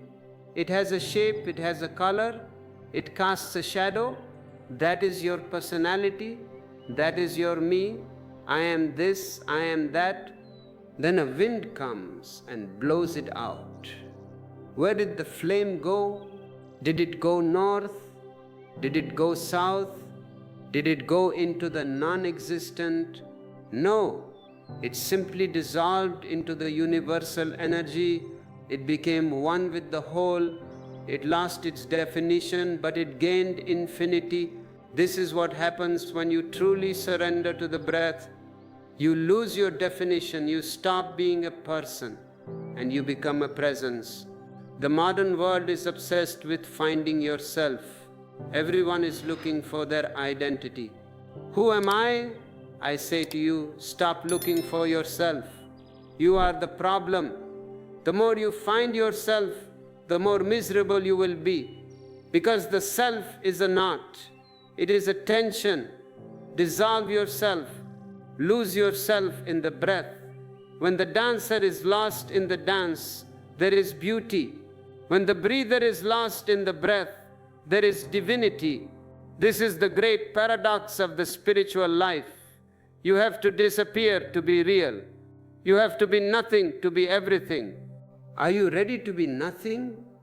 It is scary to the mind. The mind says, but I need respect. I need a legacy. I need to be remembered. Who remembers the waves that crashed on the shore 1,000 years ago? No one. But were they less beautiful? Were they less real? Be like the wave, rise, dance, crash, and return to the ocean. Do not demand to be a statue. Statues are for dead people. Waves are for the living. Your breath is the wave. And as we approach the end of this transmission, I want to give you the ultimate secret of Shiva, the secret that is not written in the books because ink cannot capture it. It is the secret of Sahaja, effortlessness. We have talked about techniques. Watch the breath, count the breath, turn the breath. These are all useful, but they are still doing. They are thorns to remove other thorns. But once the thorn is removed, throw away the tool. The ultimate state is when you don't even watch the breath. You are the breath. There is no separation, no I watching it, just breathing happening. In that state you are walking on air, you are light. Gravity does not affect you psychologically. You can carry the weight of the world and it feels like a feather. This is the promise of the awakened life. Not that you will be famous, not that you will be rich, though those things may happen, they are irrelevant. The promise is that you will be light, and when you are light, you can fly. You have been crawling on the earth for too long. You have forgotten your wings. My work here, my speaking to you, is just to remind you of your wings. The wings are there. You have just tied them up with ropes of shoulds and should nots, and worry and guilt. Cut the ropes. Take a deep breath and cut the ropes. You are free. You have always been free. The prison door was never locked. You were just standing there pushing against it, thinking it was locked, but it opens inwards. You just had to step back. The breath helps you step back. Now I want to address the skeptics one last time. The cynical mind that says this is too easy, Enlightenment must be difficult. It must take lifetimes of torture. This is the masochistic mind. You love to suffer. You think that if something is free, it has no value. The air is free. Is it valueless? Love is free. Is it valueless? The breath is free. Is it valueless? The most valuable things in existence are free. Only the useless things cost money. Diamonds cost money, but they are useless stones. You cannot eat them, you cannot drink them. Air is free, and it is life. Do not be deceived by the price tag. The truth is free, but you have to pay for it with your attention. That is the currency. Pay attention to your breath. That is the only price God asks. And what a small price for such a great reward. The reward is the kingdom. Now let's talk about the days ahead. You will turn off this video. The silence will fade. The noise of the world will rush back in. The notifications will ping. The dog will bark. The boss will call. What will you do? Will you let this experience become just a memory? Oh, I watched a nice video about breathing once. If you do that, you have wasted your time. And you have wasted my time. And time is the stuff life is made of. Don't let it be a memory. Make it a practice. You don't need to carve out 1 hour. No, incorporate it. Make it the background music of your life. When you are cooking, breathe into the food. When you are driving, breathe into the wheel. When you are listening to your partner, breathe into the silence. Integrate it. Yoga means integration. If you can keep this thread of breath alive for just 3 days, continuous, non-stop awareness, something in you will explode. The shell will crack. The chick will be born. You are currently an egg. You think you are a bird, but you are just an egg. You cannot fly yet. You have to break the shell. The breath is the beak pecking from the inside. Keep pecking and do not do it alone. It is very hard to wake up alone when everyone around you is sleepwalking. They will drag you back into their dream. They will say, "Why are you so quiet? Why are you smiling? Be miserable like us. It is normal to be miserable. You need a sangha. You need a community of fellow travelers who are also trying to wake up." That is why we have created this channel. This is not just a YouTube channel. It is a digital temple. When you see the names in the comments, know that these are your brothers and sisters in the breath. They are also fighting the gravity of unconsciousness. Support them and let them support you. If you have not yet subscribed, do it now. Not for me, I do not need subscribers, I am fulfilled. Do it for yourself. Do it to keep the door open. Do it to tell the algorithm of your life, I want more truth, less noise. If you feel a deep connection to this work, if you feel that this is feeding your soul, consider becoming a member. Click the join button. It is a way to say, I am part of this energy field. It is a commitment, and commitment has magic in it. When you commit, providence moves. And for those who feel the overflow of gratitude, the super thanks is there. In the East, we call it dakshina. It is not payment. You cannot pay for truth. It is an offering. When you offer, you empty your hands so you can receive more. Also, do not forget the maps. The books listed in the description are maps left by those who have crossed the ocean. You don't have to reinvent the wheel. Read the words of the masters. Let them soak into your unconscious. We are coming to the final silence. I want you to leave this session not with a head full of words, but with a body full of spaciousness. I want you to carry this silence like a pregnant woman carries a child, with great care. with great love. Do not spill it. When you speak, speak from this silence. When you move, move from this silence. You are the temple of the living God. The breath is the high priest. Let the priest do his work. Surrender. Let go. Drop the struggle. Float. The river is already going to the sea. You don't have to swim. You don't have to push the river. You just have to float. To float is trust. To swim is ego. Trust the breath. It knows the way. It has been going to the ocean for millions of years. It knows the path better than you do. And as you float, you will see the scenery change. The turmoil will pass, the anxiety will pass, the fear will pass, and finally the river widens, the banks disappear. The separation ends. You are the ocean. You have always been the ocean. You are just pretending to be a drop. The game is over. The pretense is over. Wake up. Take one deep breath, the deepest breath of your life. Hold it for a moment. Feel the life pulsing in you. And exhale and let everything go. This is it. There is nothing else.